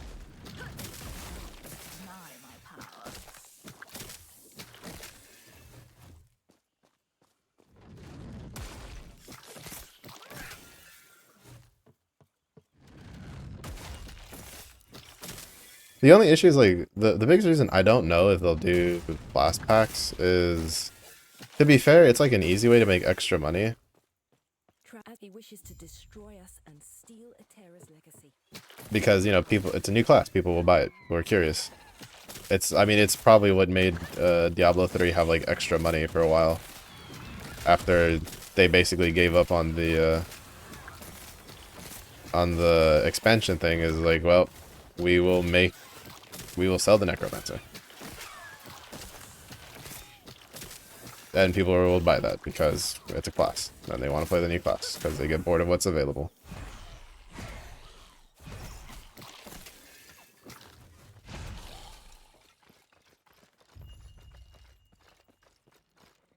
But I don't know if they want to, because originally the plan for Last Epoch was it was supposed to be free to play. That was like the initial thought. It was basically supposed to compete with PoE. And then it became a buy to play game. Which, to be fair, I don't think it's bad. Because it's a lot cheaper than... It's like, to be honest, it's like in the in-between, right? It's like you have... Well, realistically, it's not. Because a lot of people go, oh, well, Path of Exile is free. People that say the Path of Exile is free are people that don't play Path of Exile. Because Path of Exile is not free. Path of Exile is free to try. Because if you play the game long enough and you get to maps, you're basically forced to buy tabs at a certain point. Because you just cannot run the game without at least having a currency tab and a map tab. Because you just get too much of both. And they don't stack anywhere near high enough for you to be able to realistically use the default, like, tabs and be fine with it. Like, in my stash tab, like, the wisdom scrolls scroll up, like, they slot up to, I think it's like, oh, fucking, I don't know, I've had like a couple thousand in there at a time. But if you try to, like, have them in your inventory, they only stack to like 30 each. So it's like, there's just no way that you can be in the endgame mapping with just how much, the sheer amount of currency that drops, and the sheer amount of currency you need. Because, like, for instance, let's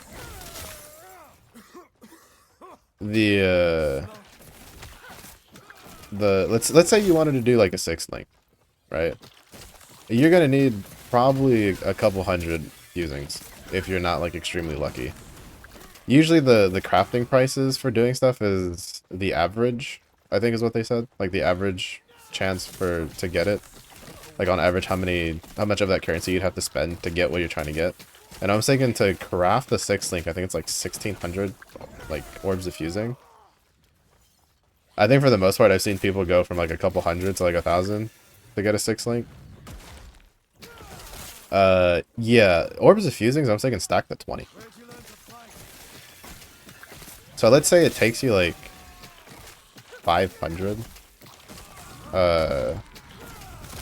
orbs of fusings. That's what, 25 stacks? That's like 25 slots gone. Right? Because 25 times 2 is 50, and then 50 times 10 is 500. So that's 20 times 25.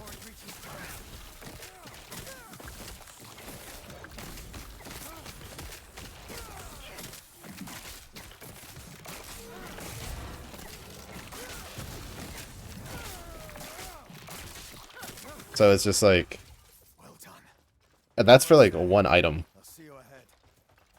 Because if you're running a two-handed build, you're usually 6 linking your chest piece and then your melee weapon. Not always, but it is fairly common to do both. That's not including the maps, because the sheer amount of maps that you're going to drop, and you're going to want to pick up all of them. Maps are something you just don't want to leave them on the ground. Currency, you could be like, well, I don't really need portal scrolls, right? Because you can generally just pick them up if you run out on the map itself. Sounds like Same thing with like wisdom scrolls and stuff like that. I must head there now. Feel free to look around. Need them even less so in PoE 2 because they added an NPC that lets you identify like it's Diablo. So, you know, it's kind of like, but in PoE 1, you still have to pick up a decent amount of portal scrolls, at least early on. But got to see if I can get. Let's see, how do I want to do this? There's the harvest flay and then there's the mana flay. What's the difference? Well, one has death seal, one uses aura of decay. I'll probably just use aura of decay because I feel like that one's easier.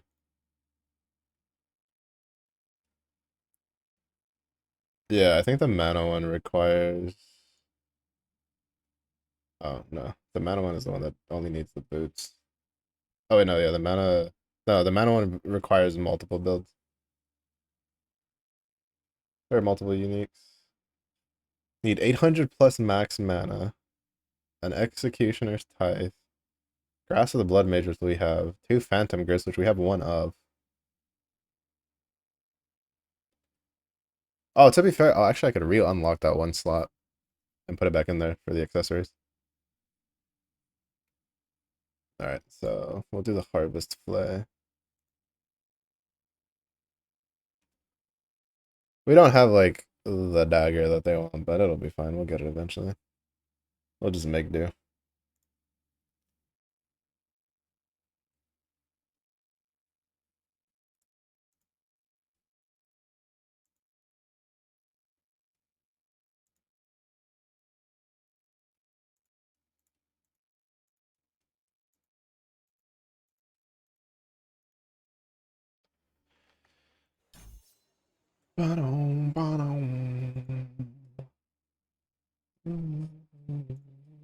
When do we get Flay? We get Harvest at level 5, so we'll just like swap to that when we get it. Flay is pretty, yeah, it's 30 into Lich, so it'll be a minute before we get that. We'll get Reaper form first.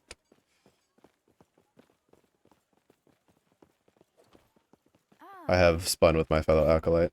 I, Galila of Valcala, would be honored to offer you an invitation to the Circle of Fortune. Oh, almost forgot the most important things. She gets the Gloom Feather because we're gloomy, because we're an acolyte. And where do I put the kit?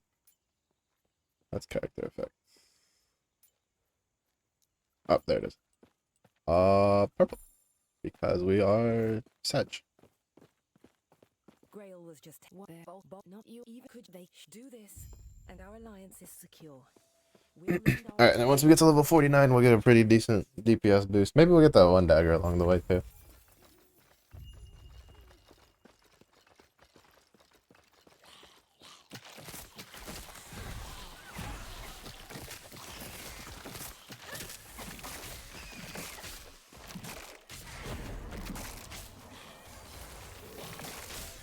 I will say, I think, like, out of all of them, the flavor ideas for the Acolyte, for the skills, is kind of, like, my favorite.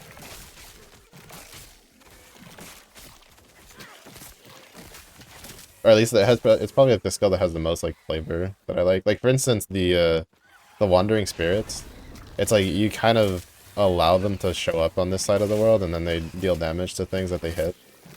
Like, the concept of it, where you're just, like, you're like, oh yeah, they're always there. They're just on the side of, like, the death realm. So I'm just gonna, like, pull those guys over.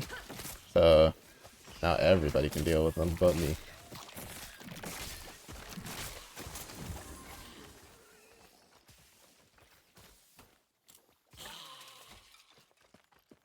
But yeah. I like the flavor of it. To be fair, I kind of want to do a spell sword again. I have to see if maybe there's, like, a skill for spell sword that I want to use. I'd probably wait till next league. Because basically what I plan to do is I'm probably going to try to finish getting all the free shit that I can get in PoE 2 tomorrow. I've gotten 2 out of the 3 awards. I just need to finish Act 1 to get the last one. I don't really know how much more I'll actually play PoE 2. Because I want to go back to PoE 1 and at least get the chest piece for,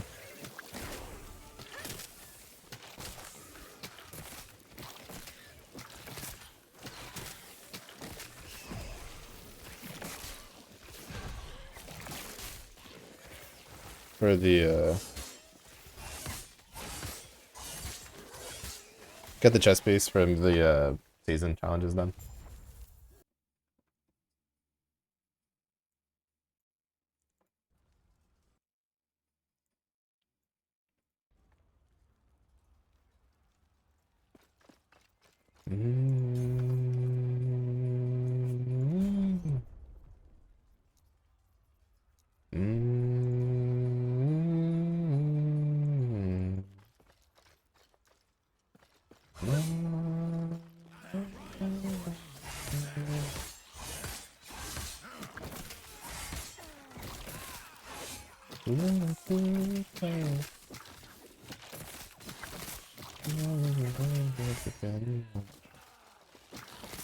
I love that if you don't have a skill on a, it's like, I don't know if it's like an intentional thing. I don't know if it's kind of those things where it just happened because just how they coded it. But like, for instance, I don't have a skill on my right click. But my character, if I right click, will still try to do something. It'll still go through the animations of casting, trying to cast something. Honestly, I think that's kind of fun. I think that's kind of amusing, personally. I find it funny.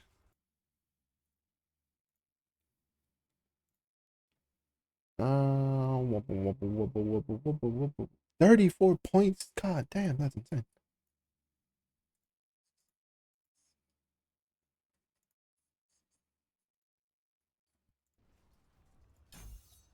Gain ward. Oh, we converted to cold. Oh, we're at cold damage. Okay, okay, I fuck with it. Gonna freeze some people. I fuck with it. That would be necrotic damage because I think the boots give.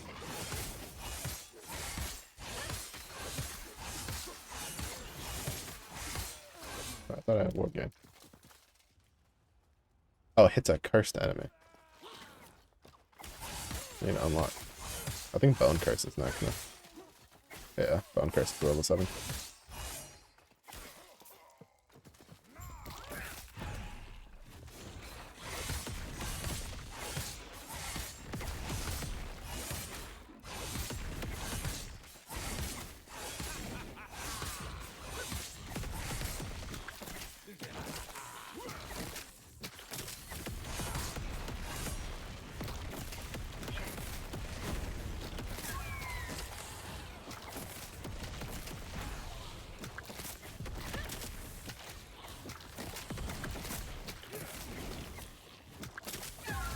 I was just gonna be stuck on my menu.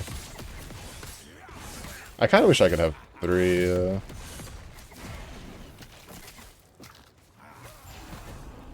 bowmen instead of just the 2.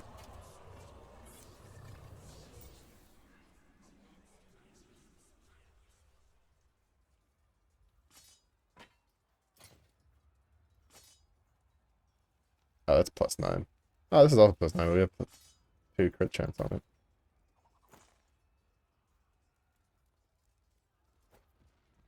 Increase cold damage. That's actually gonna do us pretty good for a little bit. I was thinking we can dual wield now as liches.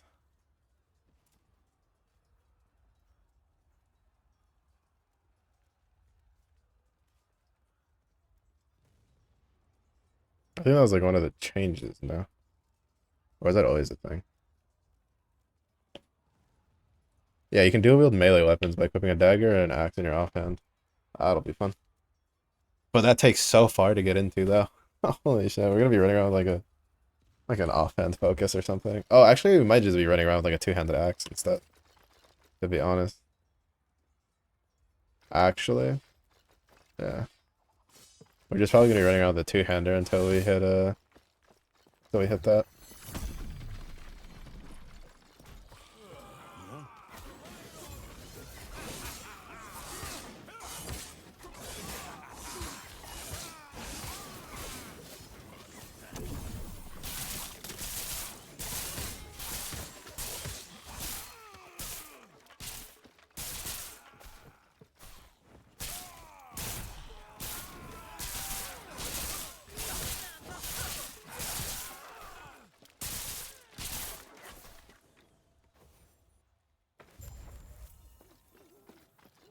Oh, I forgot to raid my stash. See if I had any like legendaries I could use right now.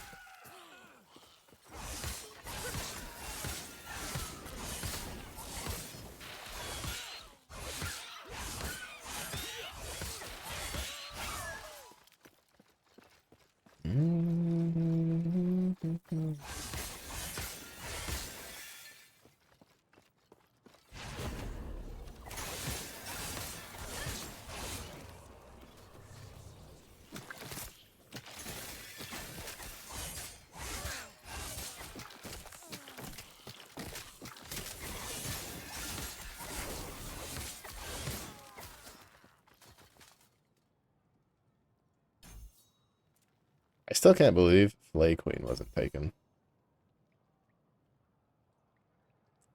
I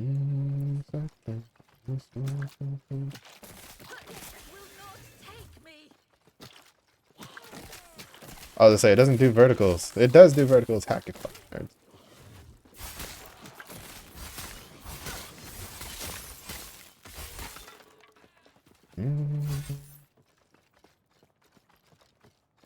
I don't know. I've always said it. Like, it's always kind of weird because I think, like, for the most part, because I usually play warriors a lot in, like, MMOs and stuff. But to be honest, that's usually just because warriors get to use the two-handed weapons the most out of most things I play. Or usually the other option is playing a paladin, and I really don't care for the paladin aesthetic 90% of the time. But I do like playing, like, melee elemental characters. Oh my god. A double Quasso stream. Yalnzy, careful. You'll break the timeline. That's like Zalaric doing multiple UV thieveries in one stream. Impossible.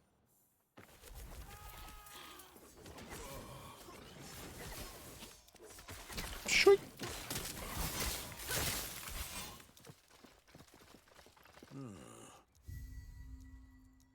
That's a thing.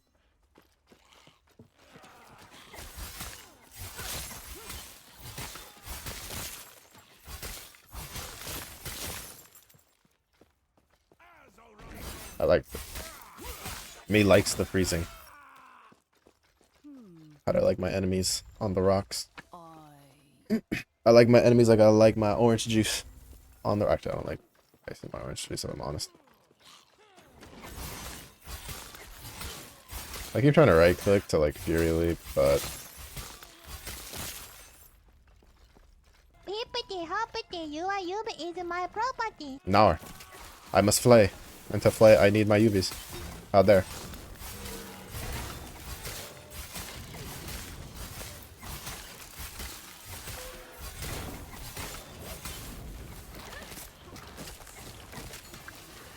The squelching noises, though. I don't know, part of me like digs it and part of me is like part of me is grossed out by the squelch of blood rip. And then part of me is like, yes, yes. Let the blood flow out of you.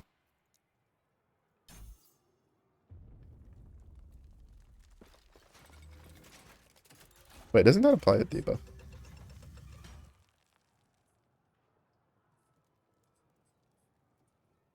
Yes, yes it does. And I don't think it has the cooldown. So I can use it for like range stuff. Be like. You're here to protect the shard. The shard, it's a trap.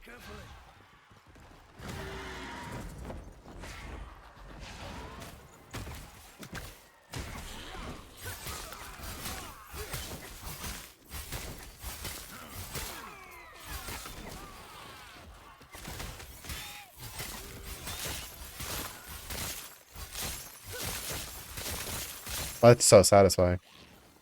Oh my god. The little pop noises?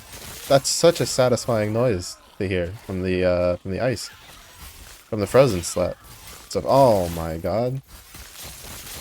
Oh, that's, you cannot tell me that's not satisfying to hear. I mean, you can, but you would be wrong. Everybody has bad opinions.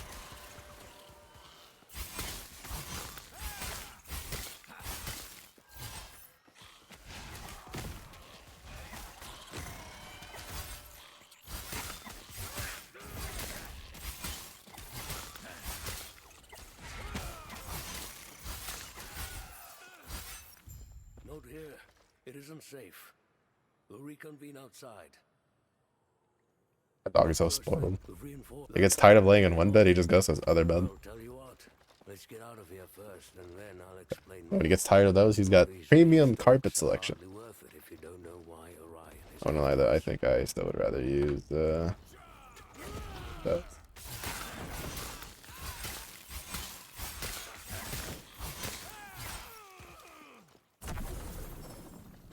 shoot it.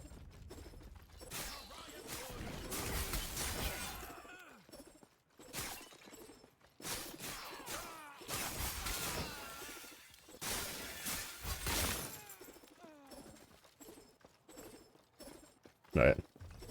We're almost to the level that makes it so that one of our passives on our harvest isn't useless.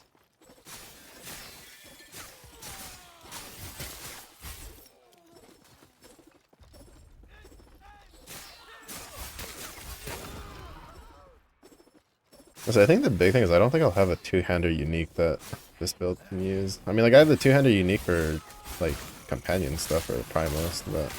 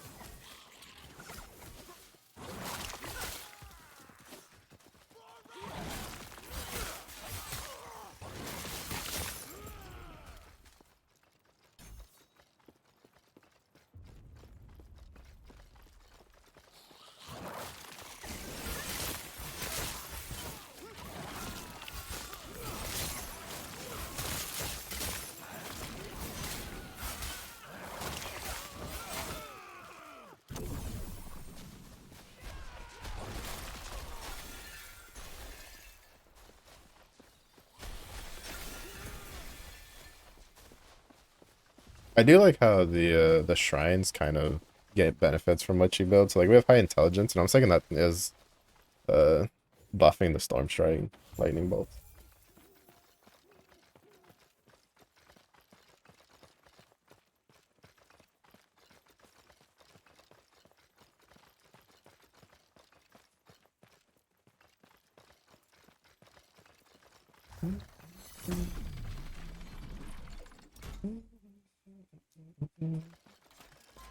I'm sure you have questions, but Oh, and I already have one of those. make sure the epoch's safe.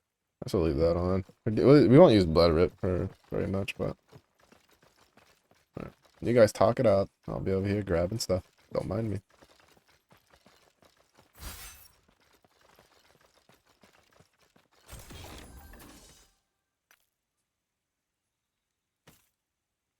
I don't know. To me, whatchamacallit, ice pops or oh, I forgot. Right, you have to interact with this lady before it goes. The when you break like a frozen enemy is like one of the most satisfying things that you can do in gamings nowadays. You just freeze them and break them. Don't worry about it.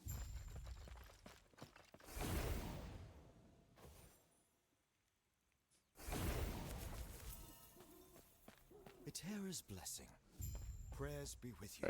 Alright, is there anything in my stash that I can use? The answer is probably not, but we can still look. These will be useful. Because it's, because all we're dealing is elemental damage at the moment. Because of the cold. Chance to poison, chance to slow, increased melee attack speed, dodge rating, chance to summon a primal serpent. We might use that. This is kind of useful overall.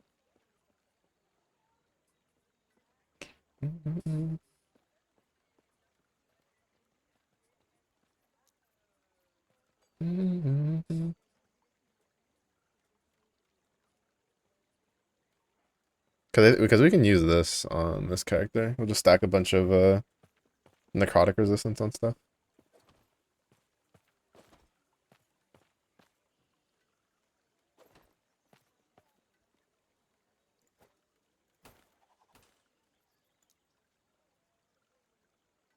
Yeah, see, we have the Blood Mage Grippas.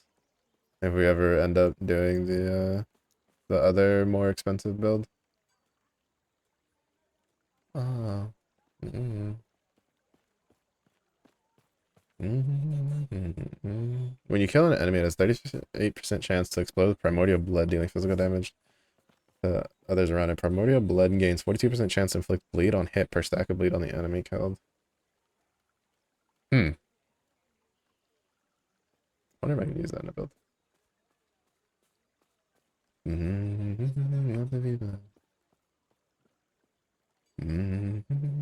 Yeah, because we don't deal necrotic damage until we converted it to cold.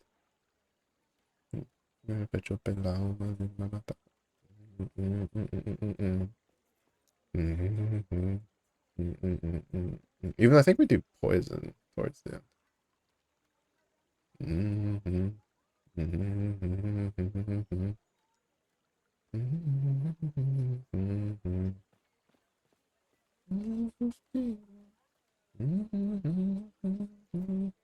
I think it's still better than like what we were using just because of the melee damage. 164. Yeah. The melee damage we get from that is a pretty big upgrade. Because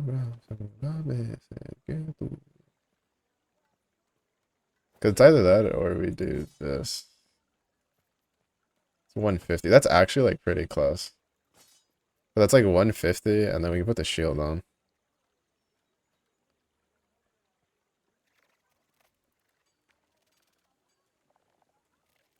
Oh yeah, because it's like cold pen. We'll run it for a bit. We'll see what it feels like. But we'll carry both weapons, and then we'll see which one we like better.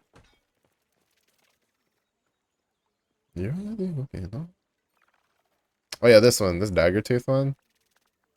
Yeah, lightning blast on Frostclaw. You literally just couldn't play that build without this dagger, and there's an offhand that you needed.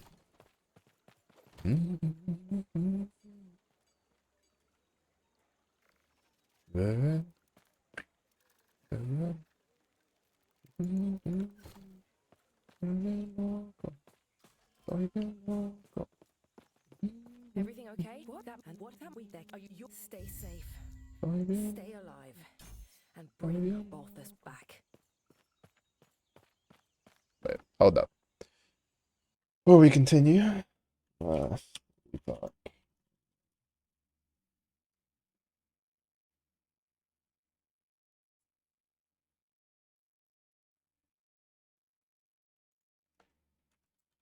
Wait, do they really not have? Ah.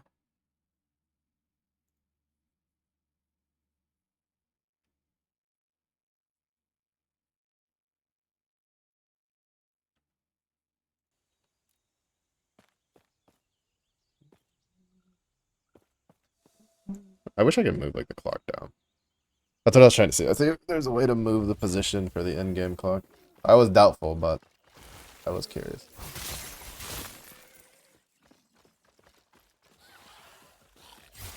I don't know, that's kind of satisfying.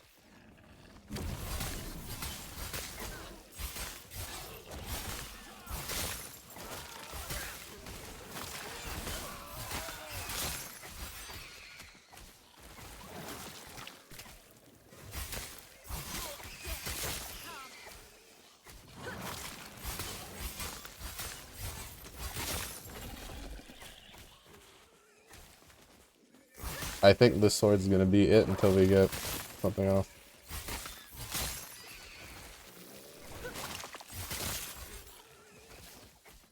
Well, this will probably be the sword we use until we get like a two-hander that just has a lot of like cold damage on it or something.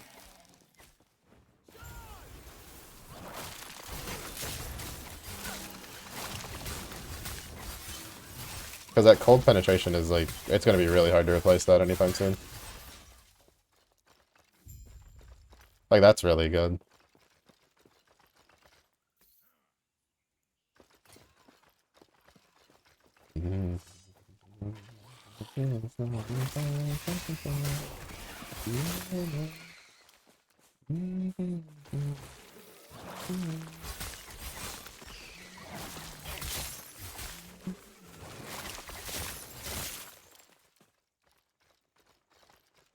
I think the biggest thing is that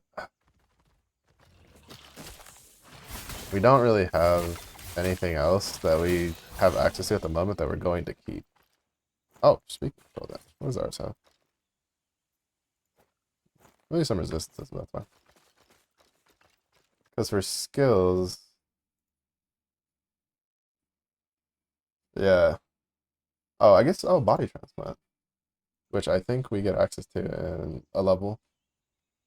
Okay, cool, that works. We'll just save that slot for body transfer.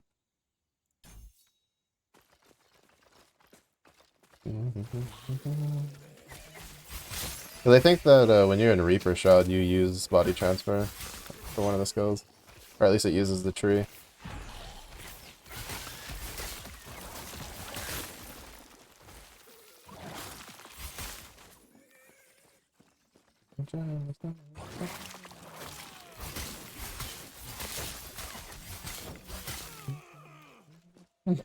He was like mid jump, so we just, you know, we sent him on as well. We were like, yeah, go do the thing. Your people need you. Your people need you.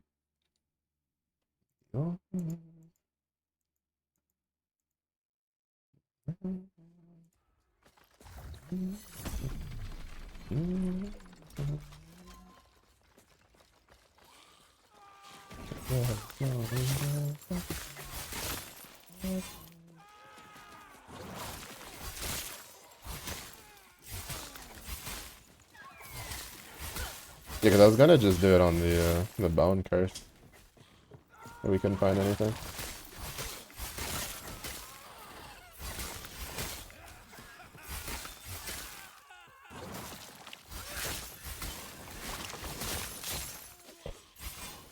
I'm loving it. Definitely worth doing a second build for.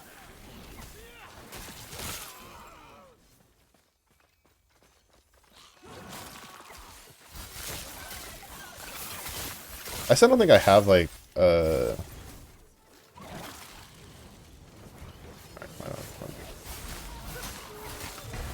it myself.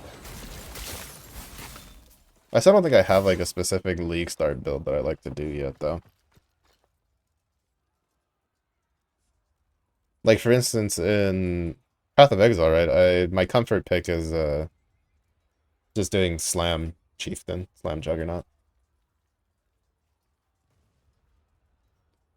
Uh,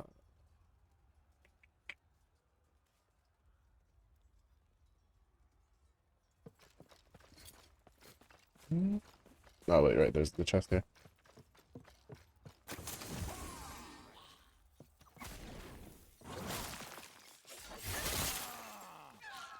Yeah, the sword's definitely better than the axe. Specifically because we're doing cold damage. If we were doing necrotic damage, I would use the axe for the raw melee damage increase.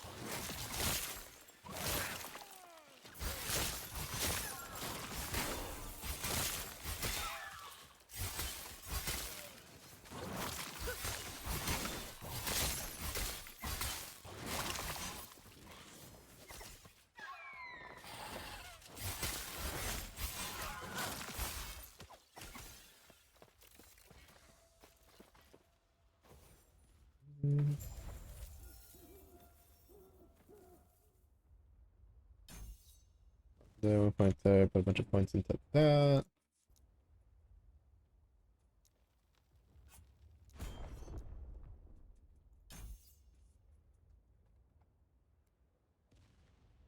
Ah, And then as we apply ailments, oh, I guess it's probably what we do. Like, I'm assuming we'll probably end up getting like poison and stuff down the line.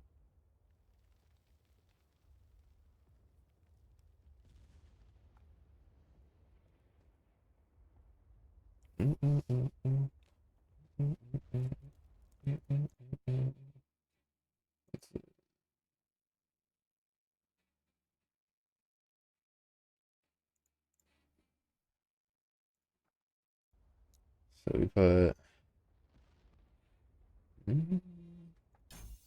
one's like 3 points here and 3 points in that. I have to be like kind of careful with like body transplant, just so I don't die while trying to do it. You're here for the epoch. Reaching me was impressive, but it's mine.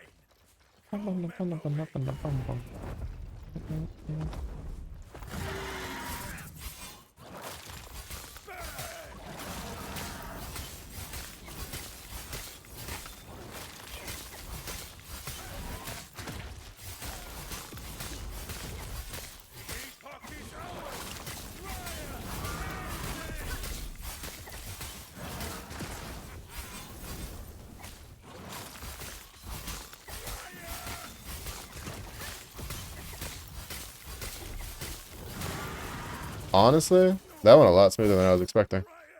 I think it's legitimate because of the sword. But still, I was actually expecting that to be a lot more of a pain in the ass.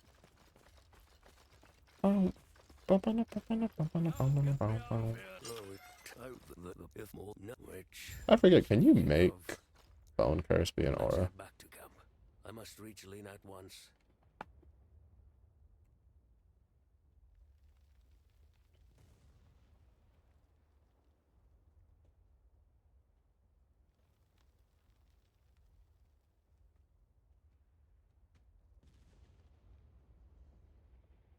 I don't think so. Because if you could, it'd definitely be one of these.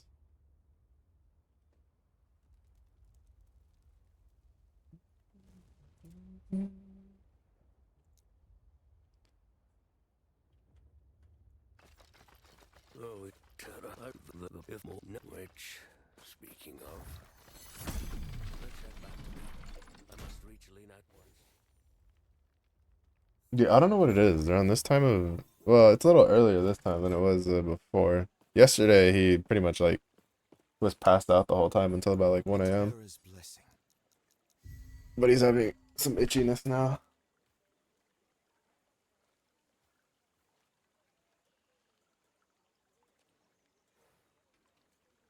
According to the way the vet, like, explained it, like, what she's saying is, like, what's more than likely happening is that, uh, dogs, when they're fighting allergies, they excrete it through their skin a lot.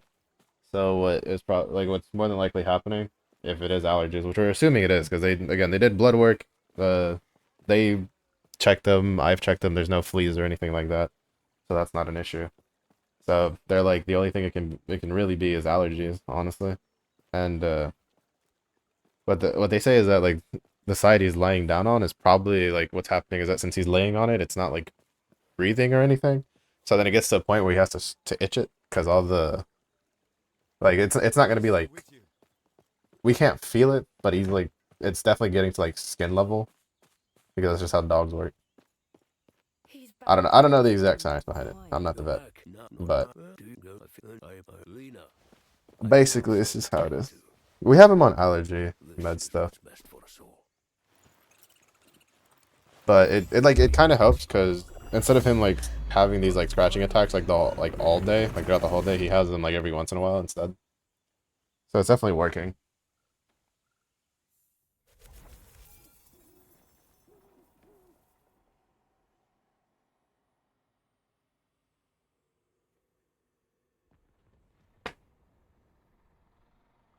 It's just the worst part, honestly, is that his scratching can get so loud, and like the room is so small that like it wakes me up because like I've trained myself over the years that whenever he makes a noise I'm not used to, I wake up in case like he's sick and he's about to throw up or stuff like that. So my brain registers the scratching as a noise that he doesn't normally make because he doesn't usually scratch very often. So he'll have like the scratching attack at like 3 a.m. and then my brain wakes up because it's like making weird noise, dog is dying.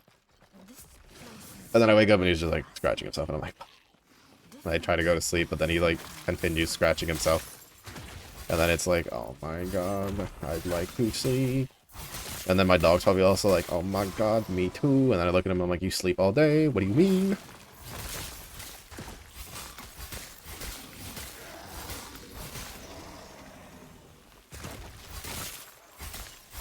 That was extremely satisfying.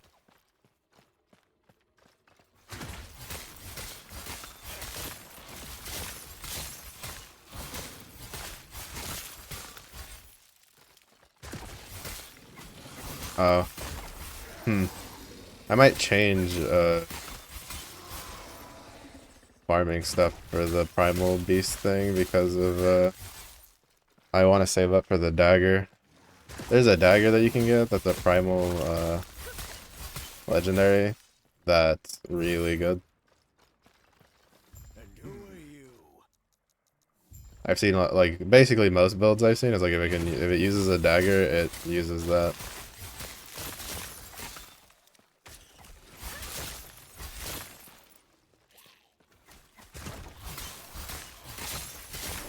So we'll probably get it.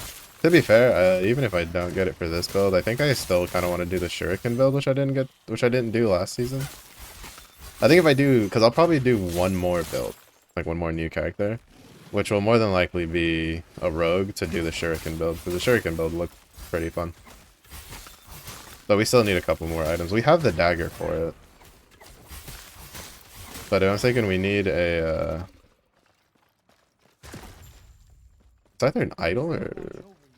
If it's a chest piece mod, then I can just, like, play the build.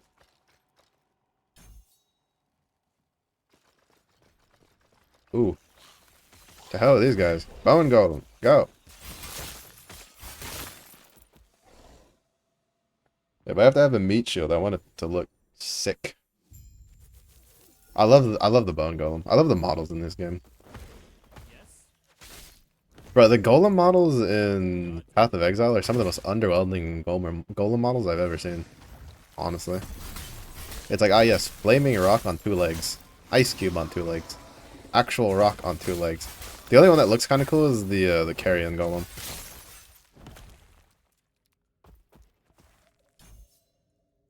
But all the other ones, like, they look so boring. They don't, like, I just...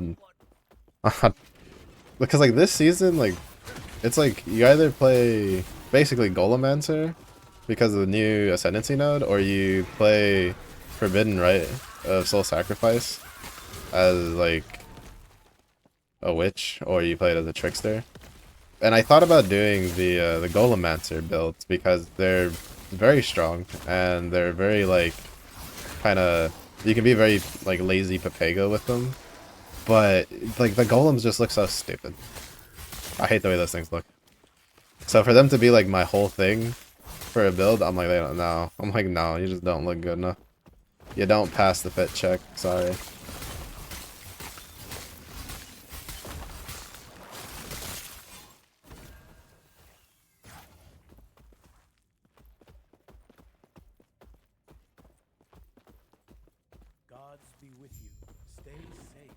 And it's just like, it just makes me sad because they could look so sick. Well, to be fair, they're also like, Healy is like pretty fucking old. I'm curious if they'll update the golem model, like make them look better. I don't know if they're in PoE2 yet. I haven't looked. I didn't really pay attention.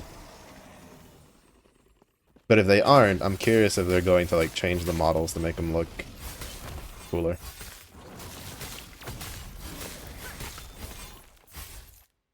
Make them look more than flaming rock with legs, icy rock with legs, rock with legs. Well, actually the rock doesn't have legs, it has arms. It's a floating rock with arms.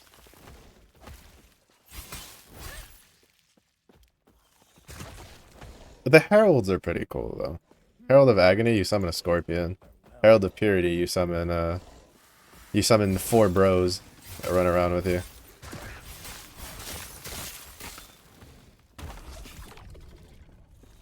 Alright, Can we do this? Because when we tried this like season start last, like this league, that shit hurt.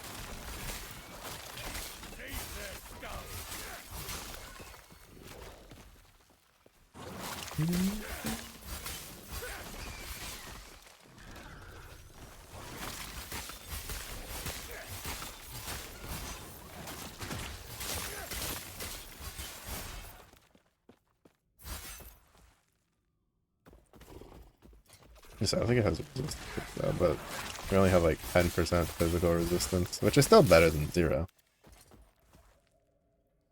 1 intelligence, 8 physical resistance. We'll take it. Get out of here. Same amount of armor. Oh, we don't really need that.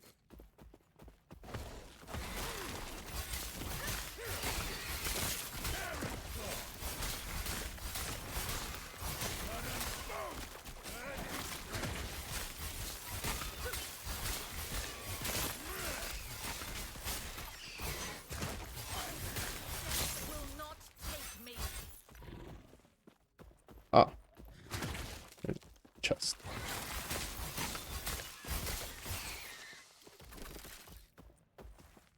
Ancient bones. Oh, we can't talk to them yet. I wanted to talk to them to see the vendor stuff, but we can't talk to them at the moment. He's like, can't you see we're fighting life and death here? And I'm like, no, because I'm trying to see your stuff.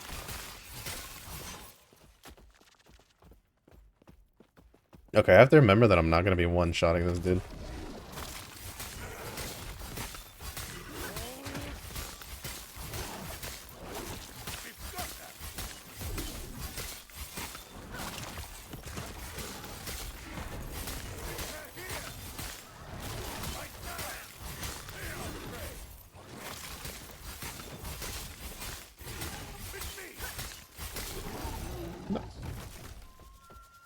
Wait, what do we need for the dagger? Tree bro. Sheesh. What's a multi? How was stream? Did you have one? Did you have one? Did you have one? Did you fund the game? Yes, yes. That's exactly what I meant to say. Did you have fun? Did you win the game? Terraria. I haven't touched Terraria in so long. I haven't touched Terraria since Zilla, my carry, has abandoned me to go play Marvel Rivals 24/7. But welcome in. Hello, Starfruit Kiwi. We're coming along. What have you been, Tree Bro? How you been vibing? Oh, we have everything we need. We just need to buy it. Alright. We still need feathers.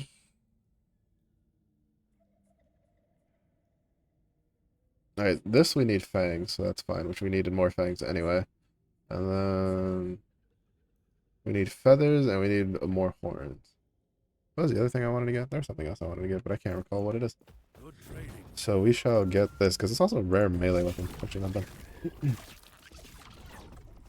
Damn, fly with a stinger. All my homies hate to fly with a stinger. Hella vibing. That's what we like to hear.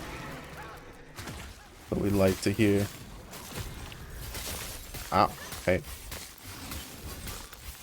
I just stood in there and ate it. Like a man. Not really, like a dumbass.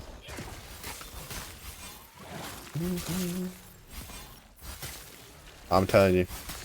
Listening to the frozen popsicles just explode is satisfying.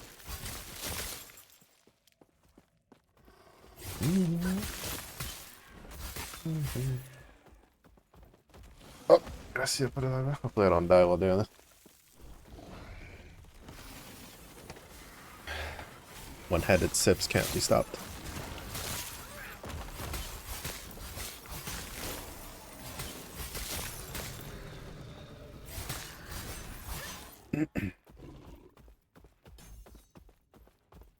Yeah, that's probably gonna get me killed in the short term, but it'll be fine. It'll be fine. Surely. What's the worst that could happen? I'll die a bunch on this run anyway. So I don't play hardcore, so I'm kind of dumb. What brings you here? Eterra's grace. There's not your time. Oh. Get on a long vacation. One-handed sips are OP. One-handed sips through enemy territory. That was OP. Who stonks?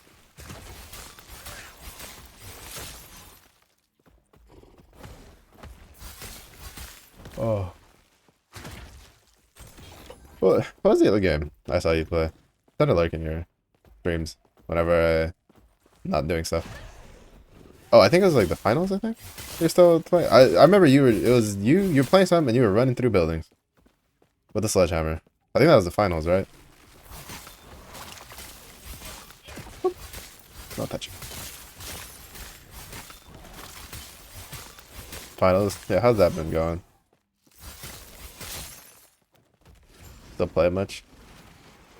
I don't know, I had this weird thing. Like, I liked the premise of the finals, but I don't remember what it was at, like, it was at launch that I was, like, not very sold on it. So I think part of it was also during a time where I kind of just didn't really want to play FPS games much.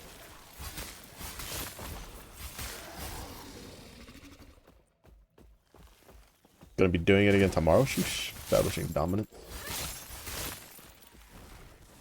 Yeah, it looks fun when you guys all play.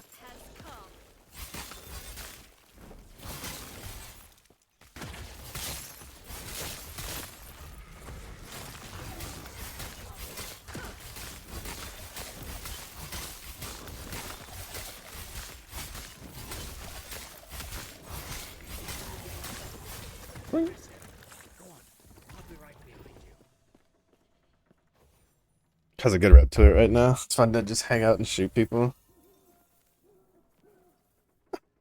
Out of context, that could be an interesting sentence to be heard. Yeah, you don't like just like hanging out and shooting people? What do you mean? I see. It's normal. Go on. That's like another Tuesday for me. Bah. I swear, like conversations about video games sometimes, like when you pull certain sentences out of like context, like sound terrifying. The gods have long left this world. We have little time. Like just absolutely terrifying. I should get the chance on poison stuff, shouldn't I?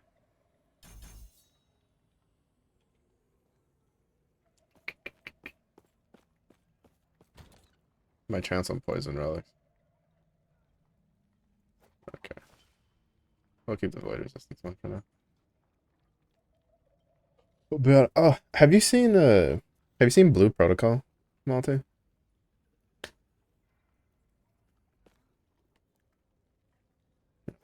It's you know, it's my time for. It is a anime MMO that supposedly is releasing in October. Looks kind of fun, free to play. I don't know how it'll be like at launch and whatever, but it looks kind of free. So I've been like bouncing around asking people if they've seen anything about it, if they would want to play. All right, I think I should get the poison chance ones because for unique ailments, does it gotcha? I think maybe for some of the costumes, maybe potentially. I don't know. The rest of it's like regular grindy MMO loot, like stuff. It's like looks very anime with like the graphics and stuff like that. Did I not have? Oh, we have a 6% chance. Is that better than just? Well, actually, I don't think I kept any of the cold damage relics because I was like, obviously it's necrotic damage. Tosses them. That one's not bad. I like that one too. I think we'll take the physical one and then 2 of the small ones. Oh.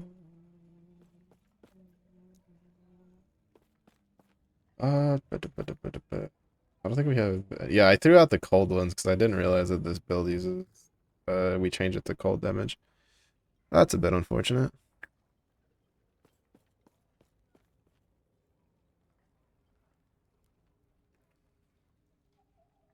We have 2% there. 2% milk. Fire damage. Oh, we have cold damage here. We can use that for now. And then +3. Yeah, probably just use the +3. Yeah, with +2 ward retention. It'll be something.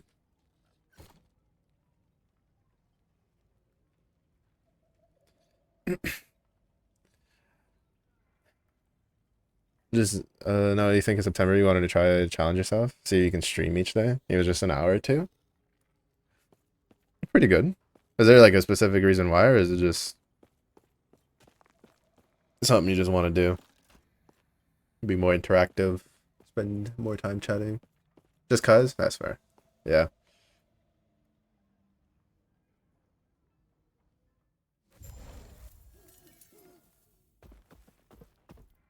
I was like streaming every day I feel like is rough. To be fair, like the only reason like I kind of want to go back to the streaming twice a day thing I used to do, but I've been spending most of my day doing like housework stuff, going to do groceries and stuff like that. So, but usually I'm like I don't want to have to like think about having conversation. So I just haven't been streaming during the day. That and I'm thinking of probably starting to take like online courses and stuff. I would prefer finding a job, but it's been kind of rough trying to find a job. So probably just go back to school, even though I kind of really don't. God, I really want to start taking classes again, but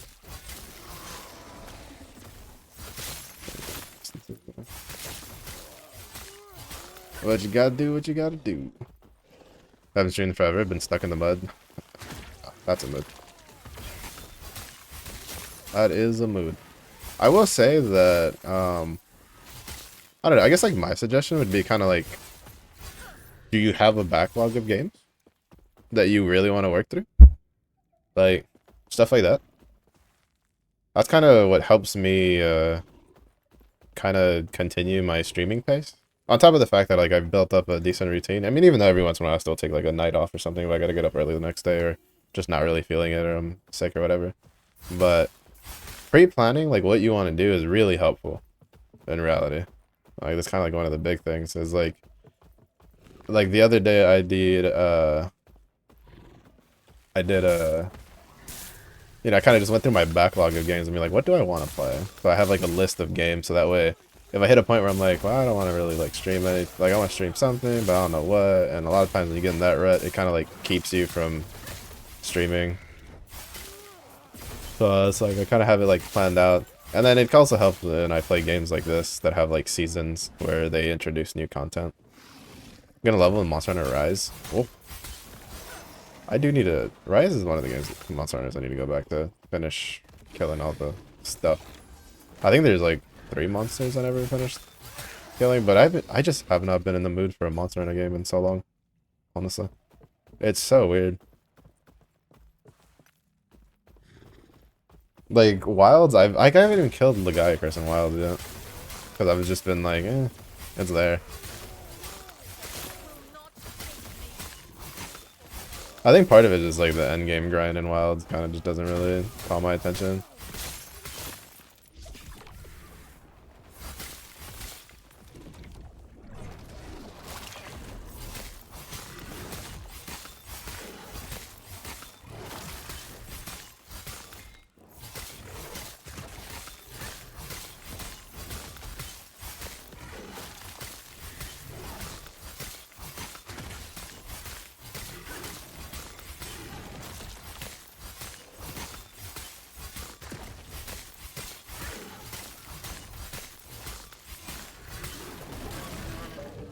Not bad. Acceptable.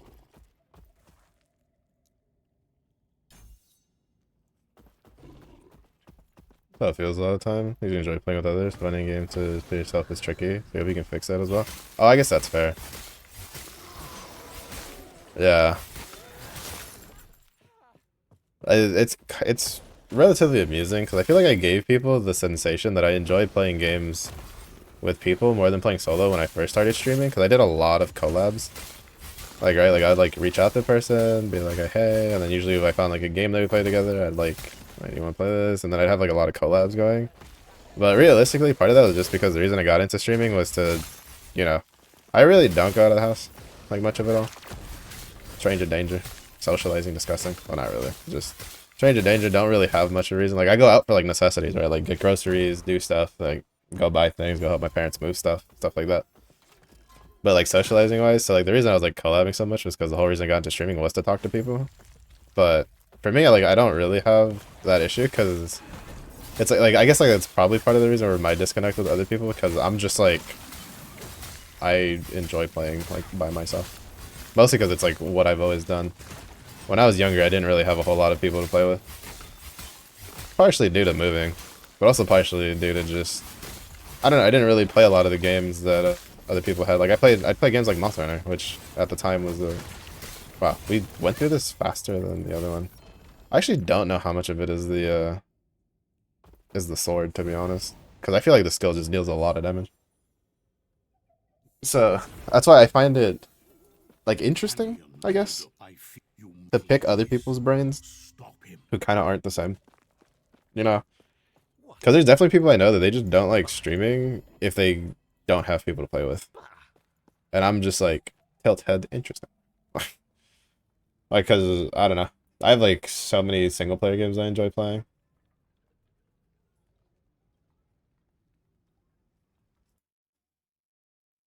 And a lot of times I kind of just use it to kind of thought vomit stuff out of my head. So it's not stuck in my brain. 5 points there, and then we go to the Lich Tree. Honestly, I feel like we're getting through this pretty good. Gods be with you. But I do hope you can stick with it.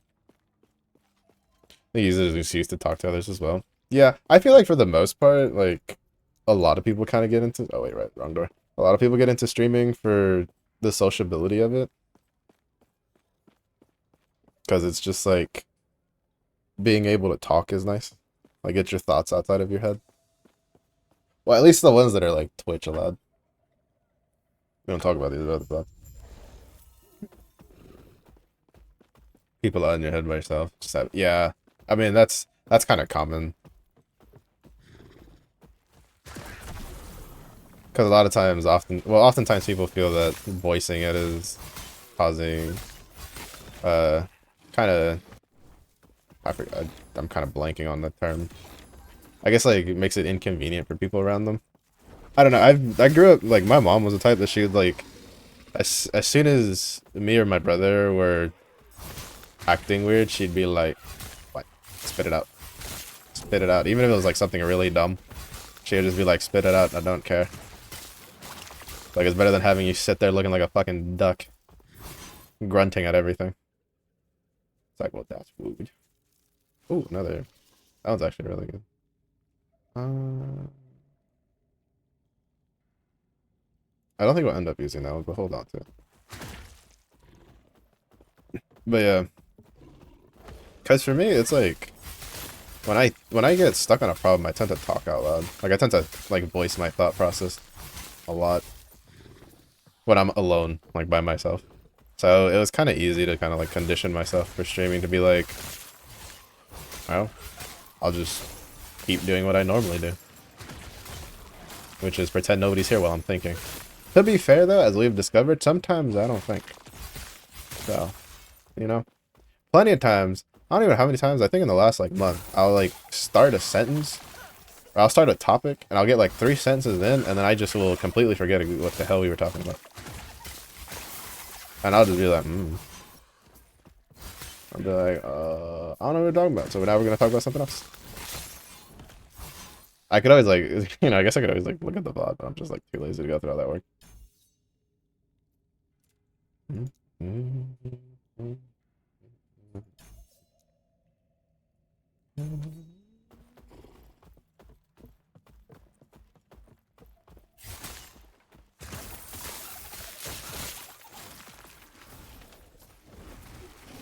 Oh, that's probably gonna kill me when I try to fight it. Is that gonna stop me? The fuck it is. Oh, actually, no, it's not. You, sir, are lit up. Never mind. Pretty sure they did a tuning pass on that. I should not have been able to kill that. But, actually, what kind of idols do I need for this build?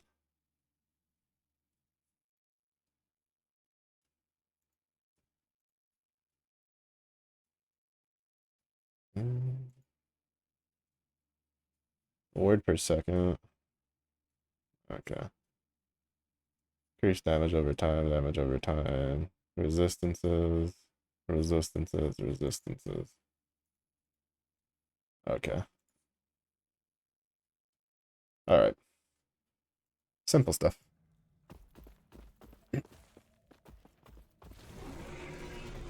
Good. Yeah, I'm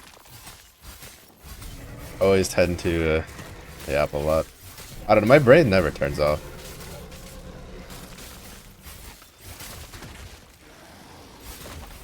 It is a blessing and a curse sometimes.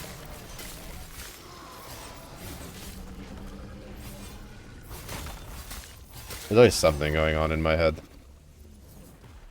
Wish it would learn to shut its mouth every once in a while, but it does not. And it goes, what about this? And it's like, how about no? And it's like, how about yes? I'm like, how about you suck? And it's like, what about this? I don't know.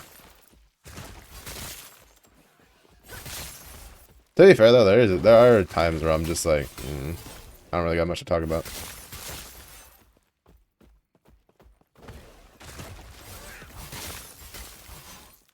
And then I just let the music go. Bless the music. Oh, they put that like in the wall, so it looks a little bit more natural. That's kind of cool. Grab dinner. Alright. Get us a plate too. But thanks again for the raid, Multi. Get some good food.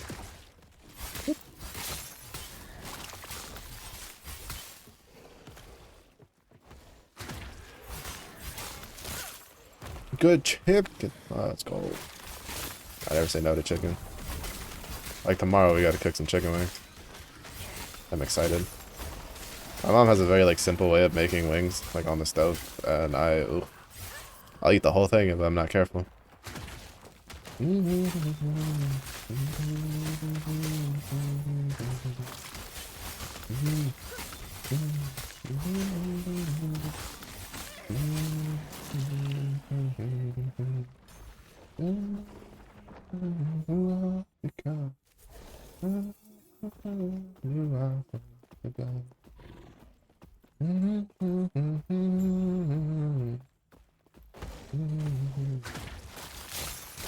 Oh, that's so sad.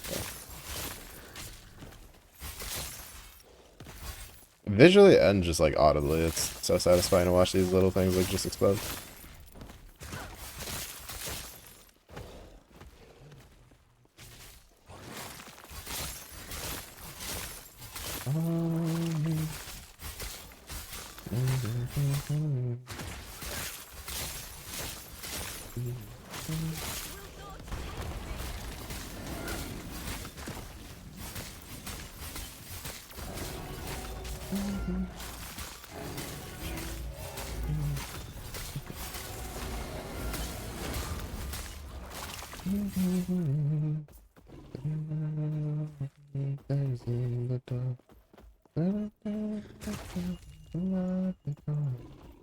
Terra's grace be with you. Why do I jump the gun?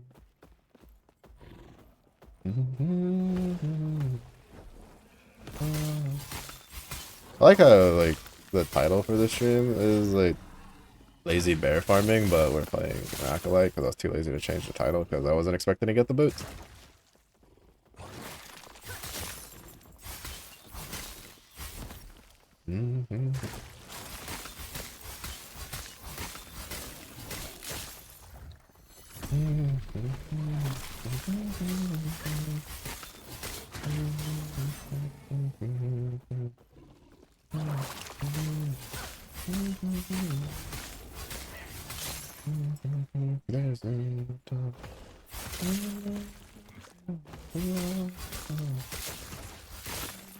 Why do I just forget?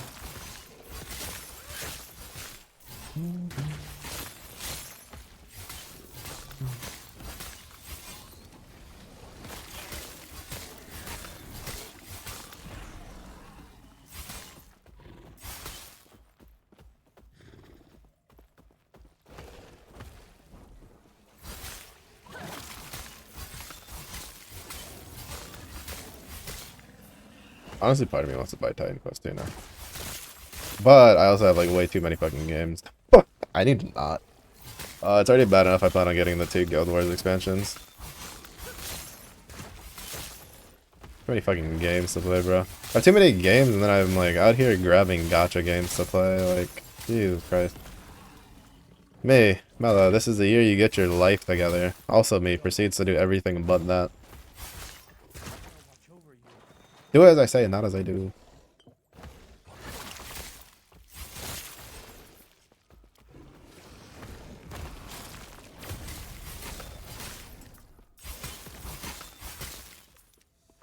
To be fair though, getting your life together in this day and age is rough.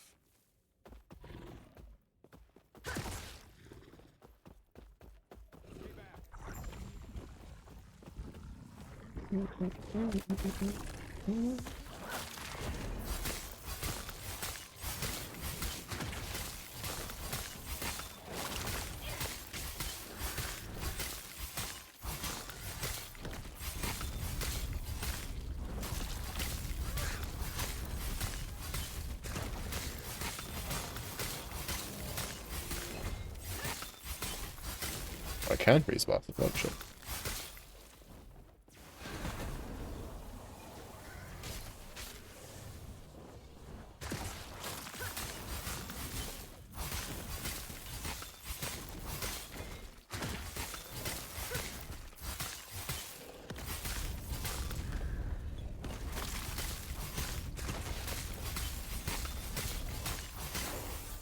Not bad. Seems he failed to handle the void's power. Not bad. Much for their mighty elder. Pathetic. What is this place? Everything's in pieces. I don't like this at all. Where am I?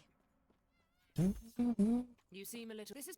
He might be kind of. Stay safe.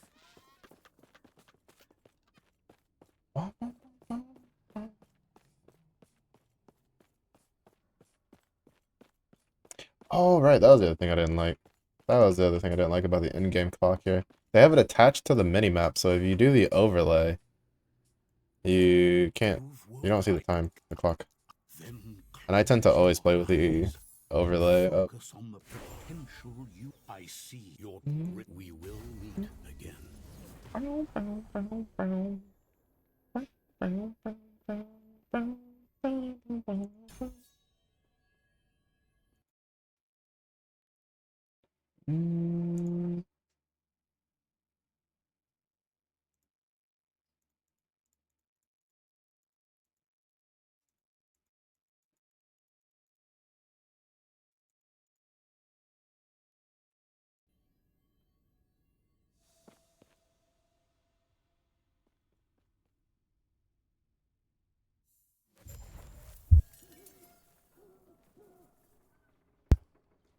if I have like a skill recolor for anything in this.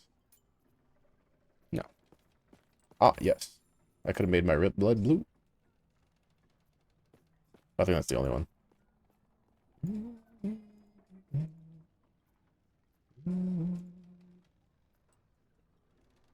Oh, that looks kind of cool.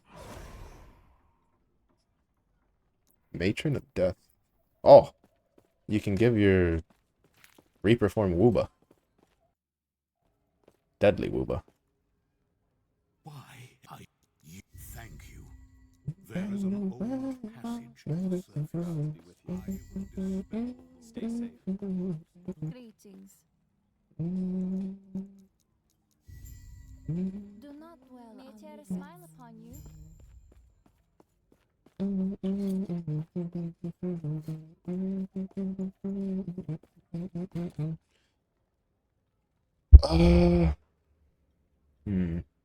I don't think we have anything like cold damage esque that'd be good.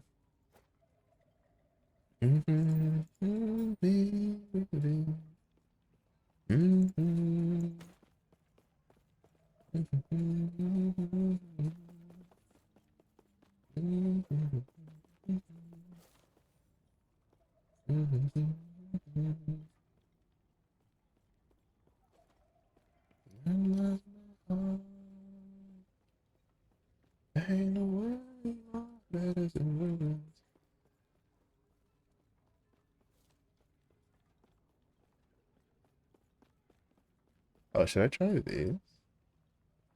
These might roll like pretty good stuff to use.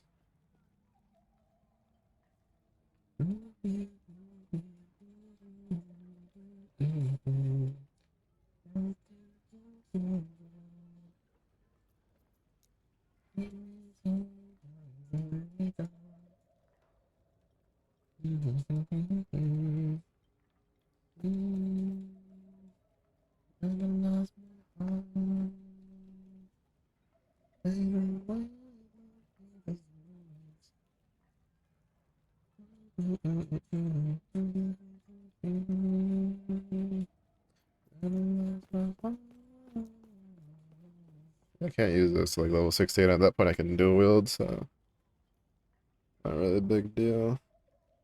Yeah, I don't think I have like anything else that's like super helpful.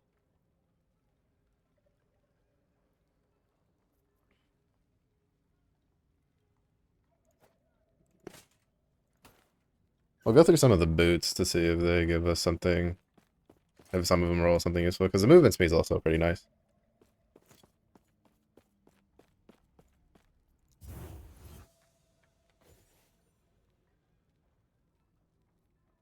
All right, we have Lich form now.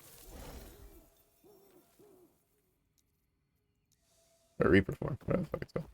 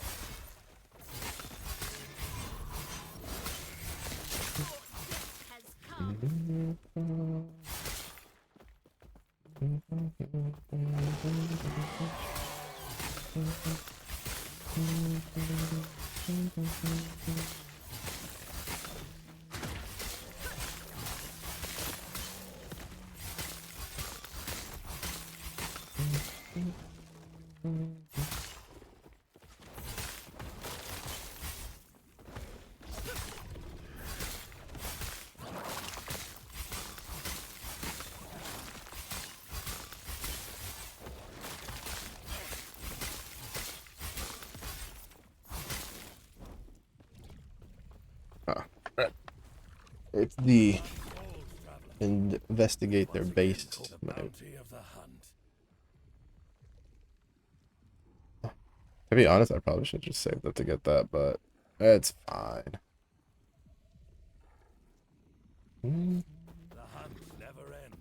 I actually don't think that relic is... that idol is good. No, yeah, that relic is like worth using on the other build.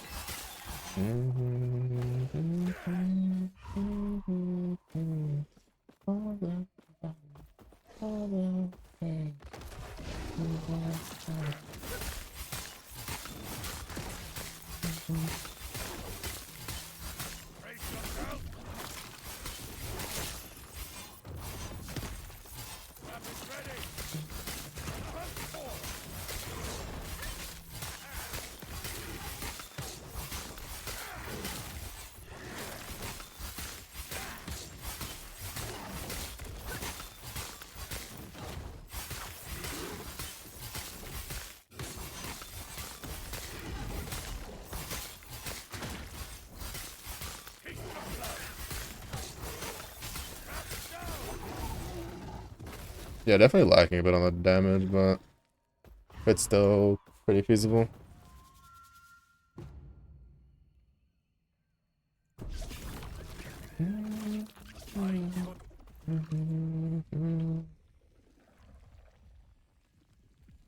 Wait, does harvest count as a dexterity? It does. Oh shit. I didn't know that. You can get a minimum of 3. No wonder they have it up to like 30 billion. Yeah, this could be good though to use on this build when we get up there. Just to give us more resistances and then boost all of our idols. This reliquary nest is like insane, you know, honestly. Such a crazy item they put in. Because we can't use the dagger till 75 anyway, so we get our hands on this. I don't remember what idol we actually want to be using though. Enough trading. The wild.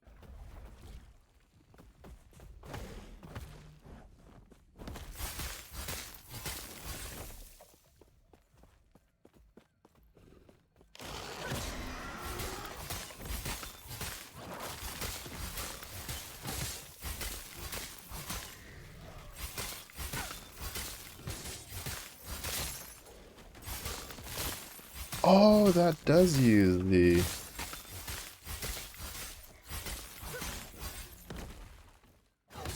I was wondering why my body swap was on cooldown.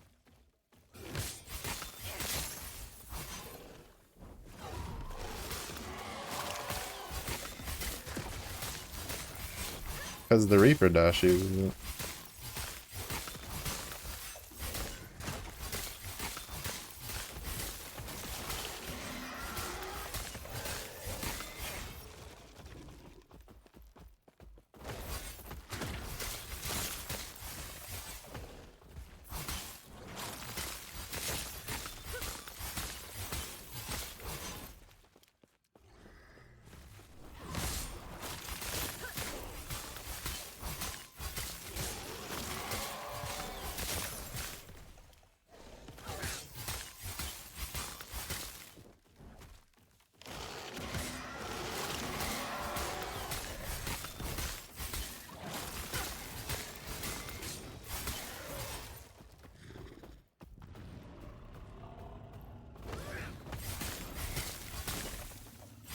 Been so long since I played Lich. It feels so good though.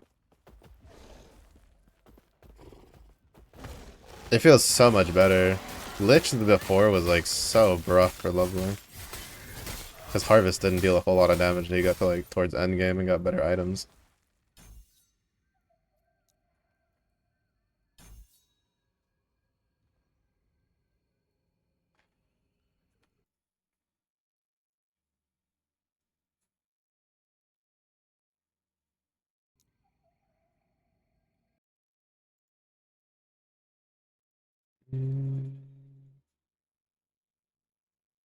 Transport wants that. So 3 more levels before the next.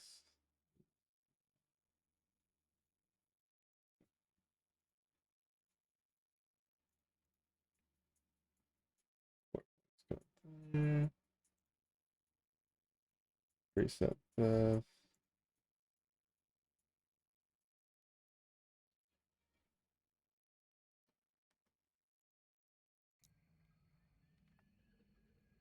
Yeah.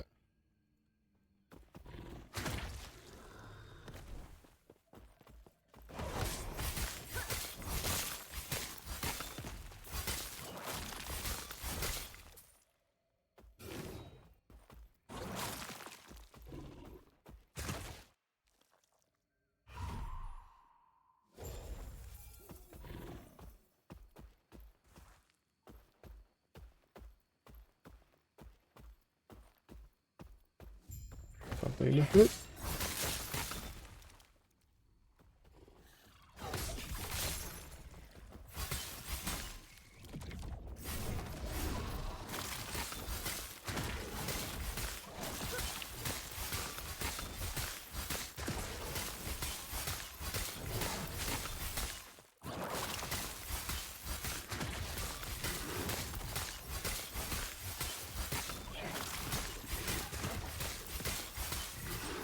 As I imagine we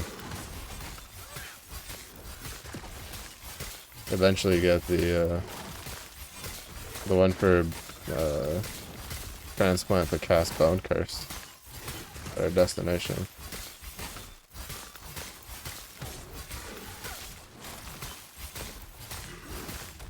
Just because it makes it easier.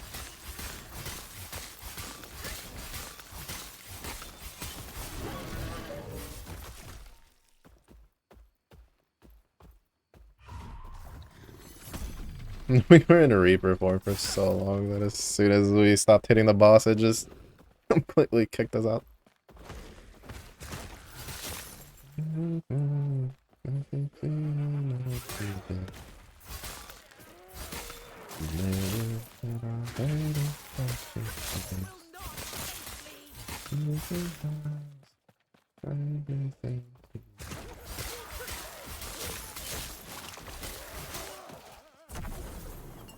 Whee! You know, it's kind of funny that I used to be such a hardcore like whirlwind user for Diablo. Well, to be fair, actually that's a lie. In Diablo 2 I played Warbear a lot. Warbear Maul. But like in Diablo 3, it was just like, what am I gonna play this season? Whirlwind. Huh. Hoda Barb's really good this season. Whirlwind. Charge Barb's like kind of insane this season. Whirlwind. That's all I played.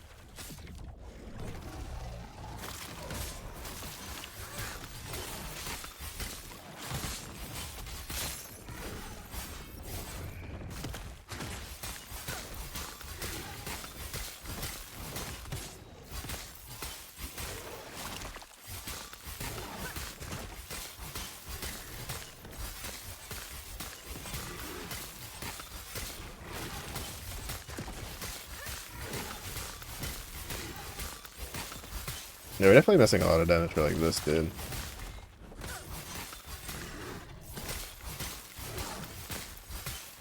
But I think once we get like the Reaper form specialized, it'll work itself out. Yeah, I need to start keeping an eye out for a cold damage weapon. Like something with really high melee cold damage or like percentage cold damage.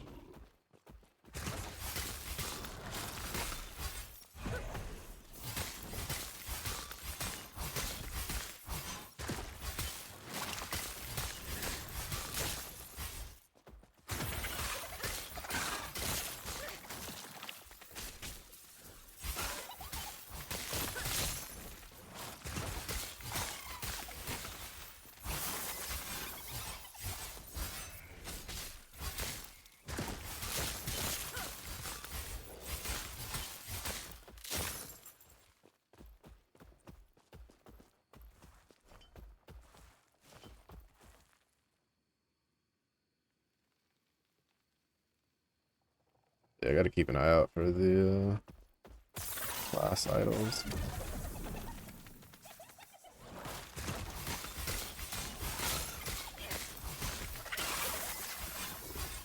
Froze the lizard.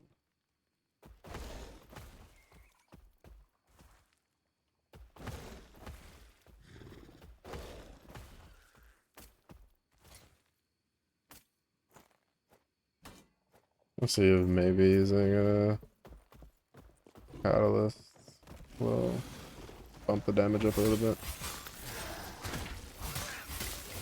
But I'm pretty sure I need to start looking out for two-handed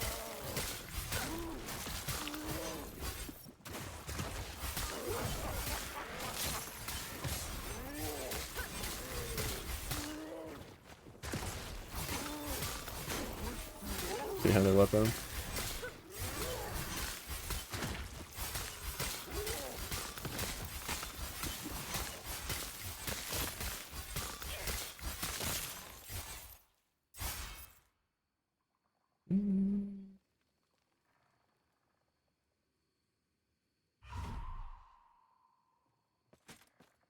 We might use this.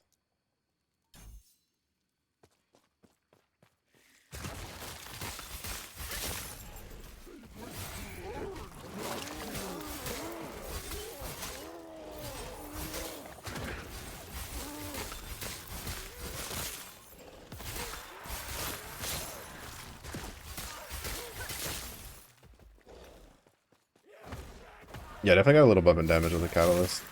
So maybe one-handed with Catalyst is the way to go until we get to the dual wielding. I guess we can be kind of flexible with it, right? Only +9. The other one had like +20, I think, on it.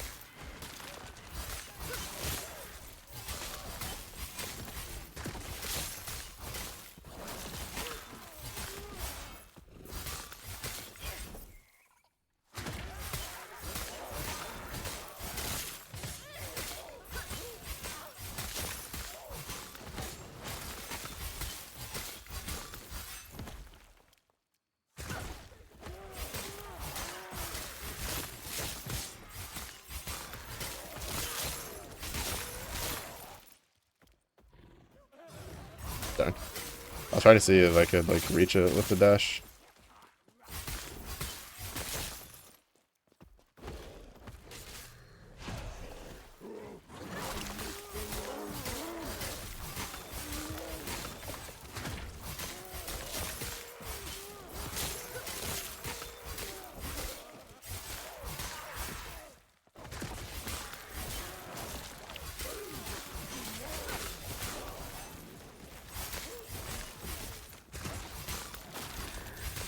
Why are you running? Oh, because he was trying to buff something. That's rude.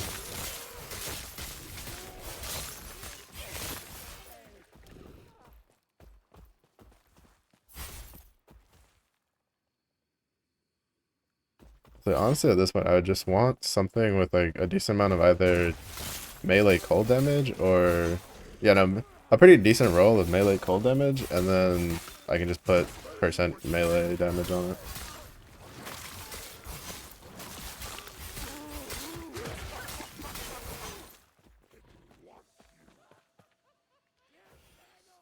He's giving me the look again. He's like, please, I require.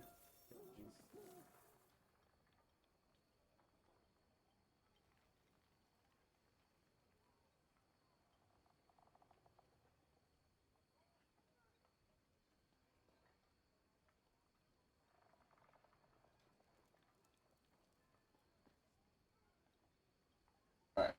Good? You good? Of course not, because you're a greedy bum who always wants more. You're gonna have to wait. Stream for like another 30 minutes, and then you have to wait. Okay. Okay. Good talk. Well, alright, maybe not another 30 minutes, but another like 15, 20. Honestly, so far it doesn't feel too bad. And usually a lot of times for these builds, it's like the early ones that are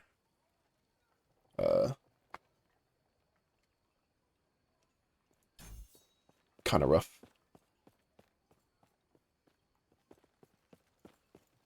Greetings. Who are you?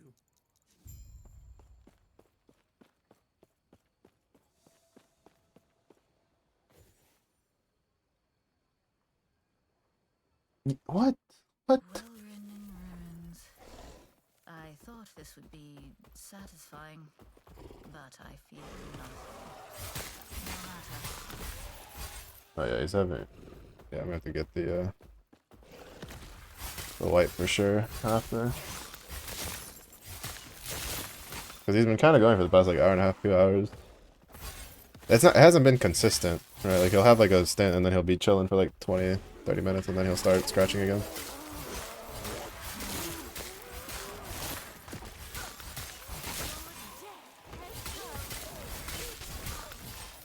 It has to be because of the leech passive, no? Damage dealt, leech his life. Increased damage equal to... Actually, no. Huh. I don't know why all of a sudden I'm getting like... Oh, is it because of my boots? No. No, those don't have ward. Oh, okay. It's because of the catalyst. The catalyst is giving us 12 per second, and then since we're generating more, it's helping us like fight off the ward decay.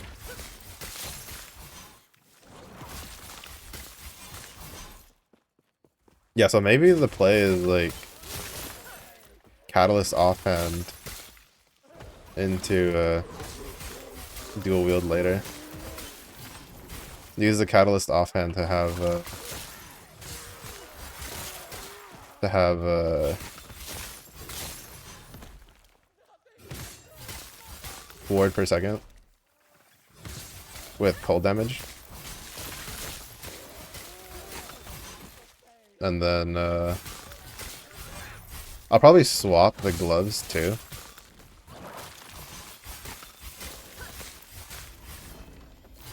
Like go put one of the Weaver glove on.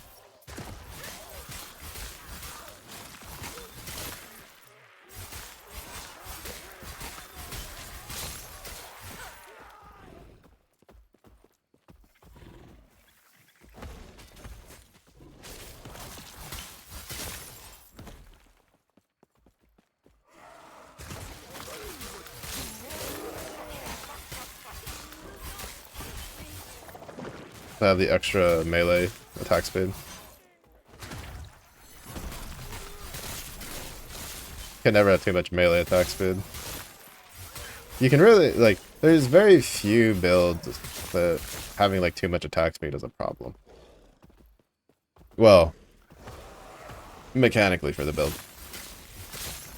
There's plenty of builds where having too much, like, attack or cast speed can be a problem for, like, computer purposes. But, you know.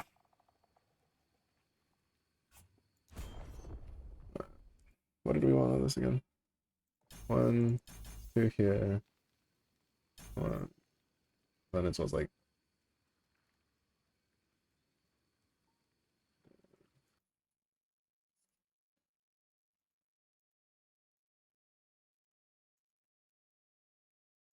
Yeah, then it's just like 2 points into this to grab 3 points here to then grab 3 points here, which I think then we're just gonna go grab board stuff.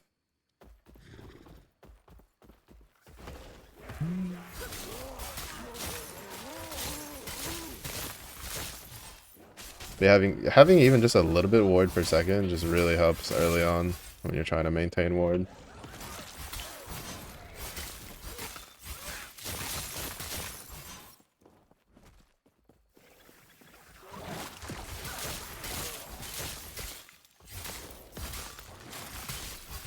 Also, these boots are just very nice for trying to get around.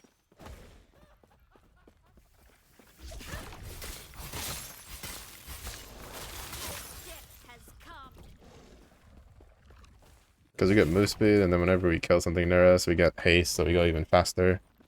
We get the shwoomies.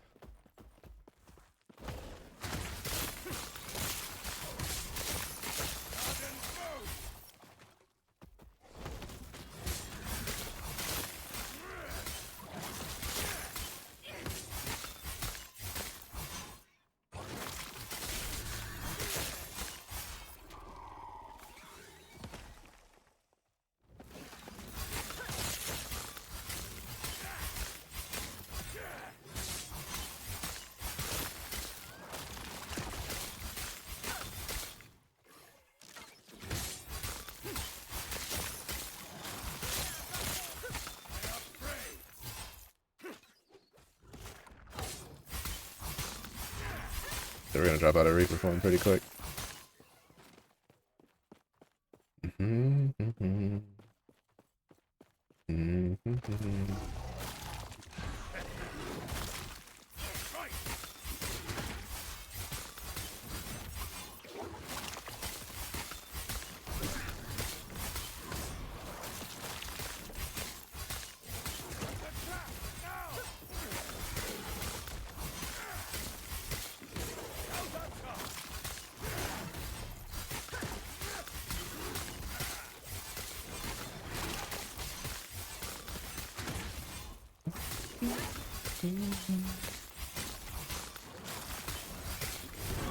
Yeah, like we're getting a lot of good damage now. Pretty good, pretty good.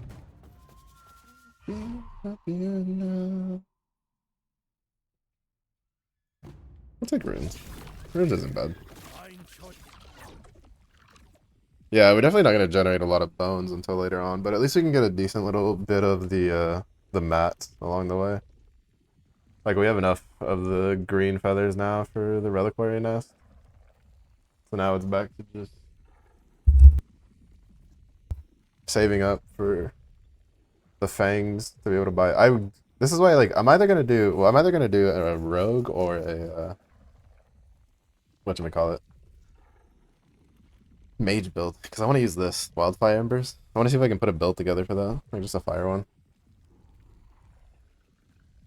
Until next time, traveler. I don't know. Last Epoch does a really good job of having like uniques that make me want to like fuck around and make a build.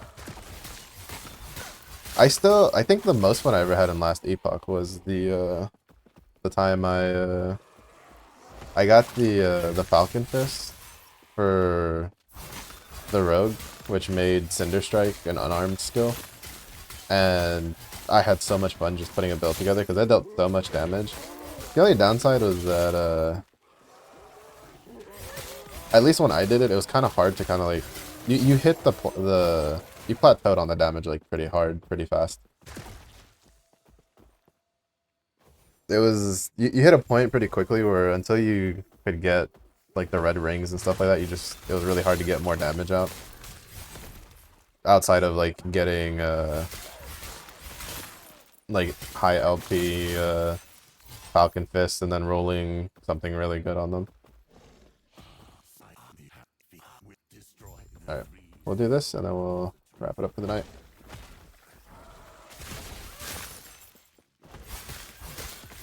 I'd say we did pretty good. I mean, we hit level 20 in like, I think what, an hour and a half or something? Maybe a little bit more than that. Had a little bit of a slow start, but once we got the harvest stuff rolling, it was pretty good.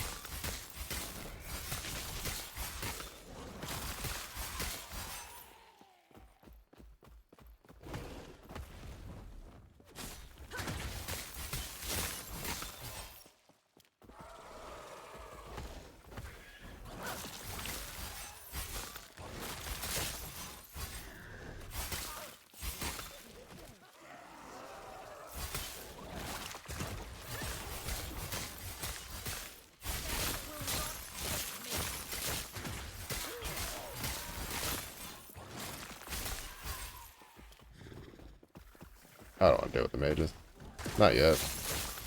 This build could probably handle it, it's mildly annoying when you're in melee.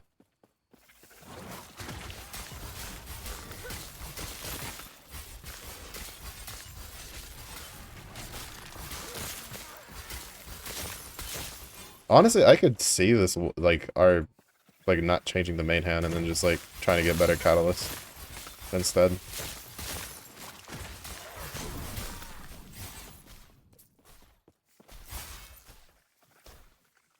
Because I feel like that cold penetration is just going to carry us pretty hard for a bit.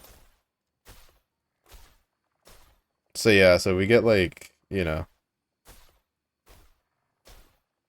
instead of the increased cast speed, like something with like decent resistances and then, oh, the freeze rate multiplier, that's pretty good too. And then just cold damage, elemental damage. We're also reaching a point where our golem isn't really doing much for us anymore because he's just dying to just regular stuff. So we can probably start dropping that. Well, we'll drop that when we get to another 10 points? No, another 5 points. Yeah, when we get another 5 points in, then we get Ore of Decay, then we'll drop the golem. So for now, we'll just keep the golem. He'll just be a little homie. He can take some of the slack for us. But yeah, I'm really glad I got those boots, though. I'm really looking forward to it. We just need another, like, 29 levels and we can get them. No.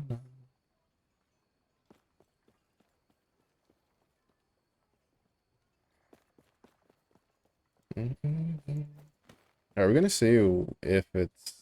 Because I don't think the healing from this is doing much for us. Because of the ward that we have. So I think I'd rather just use the Grippas. These. And just see what rolls. Because we get more melee damage. And then increased attack speed. And then +4 to all attributes. Those are all just pretty nice to have. What are we looking here? Dodge rating armor. Not really the greatest. There's only one more, so... We'll swap. We have, I think, 2 more chances for something. Yeah, something kind of busted. Probably won't get anything like super crazy, but you never know. Alright, this is 65. Let me see. I'm gonna take this. We're gonna put this like stuff in there that I plan on using once we're closer to the levels. And I'm using that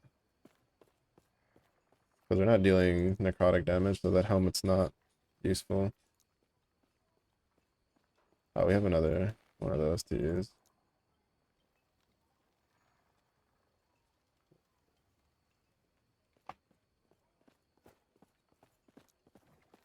Boots. Boots.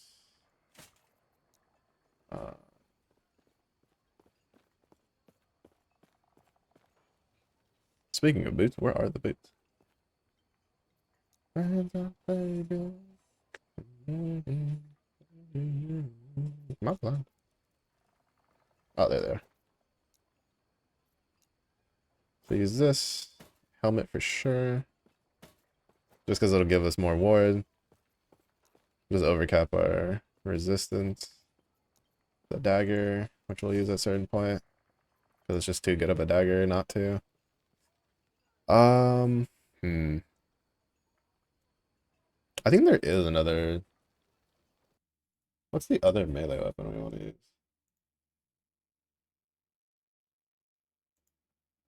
Oh, right, the Trader's Tongue. Oh, we also have the necklace that we used for. Oh, which we can just use now. Call it good. That's actually really good. Core of the Mountain. That one's kind of a pain in the ass. I don't want to get that.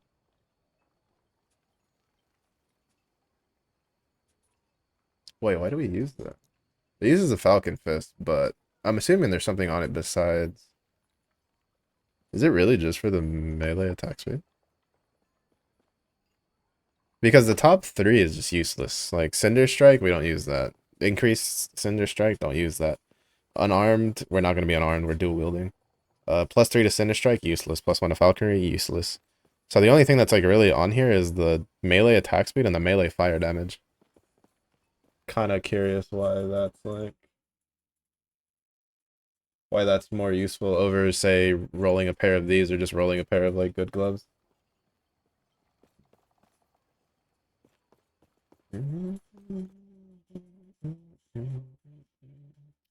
Oh, we need that one helmet. Have I gotten one yet?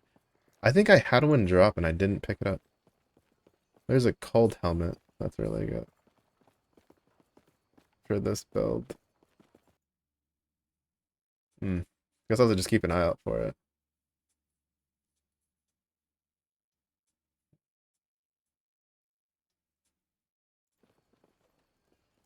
Alright.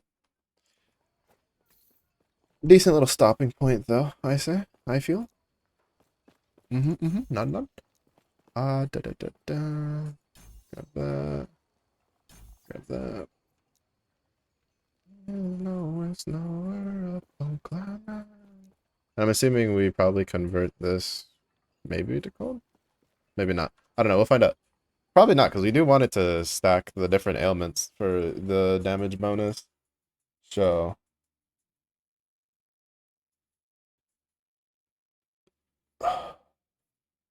Yeah, my brain is like proceeding to just nosedive for thinking. So we're gonna call it there for stream. More than likely no weekend stream. I'm pretty dead. So I'm gonna probably see you guys on Monday. I'll probably play more PoE 2 off stream myself just so I can keep getting the freebies. Guild Wars starts not this Saturday, but next Saturday. So there will be a strategy day stream for that. And then it'll be basically Guild Wars streams until Guild Wars is done. And then after Guild Wars is done, we probably won't start it because I think it ends on a Wednesday. I think Wednesday or Thursday is like the last day for Guild Wars for Grand Blue. So what we'll probably do is just transition to playing a little bit of Guild Wars 2. And then after we finish that week, like it'll probably do a little bit of Guild Wars 2 into Gacha Friday. I think it'll be the first Gacha Friday we do with like first Gacha Friday with like Limbus Company and stuff like that. And then the following week after, we'll start doing Lords of the Fallen Monday through Thursday, and then Gacha Fridays, so I can do the grinding for stuff. But yeah, that is kind of like the plan. So thank everybody for watching. I do appreciate it. Thank you, Tree Bro, again for the raid. If it's starting, if you have a good day, I hope you have a good day. Please enunciate. If it's late in the day, if you hope you rest well, stay safe, stay hydrated. I will see y'all in the next one. Bye bye.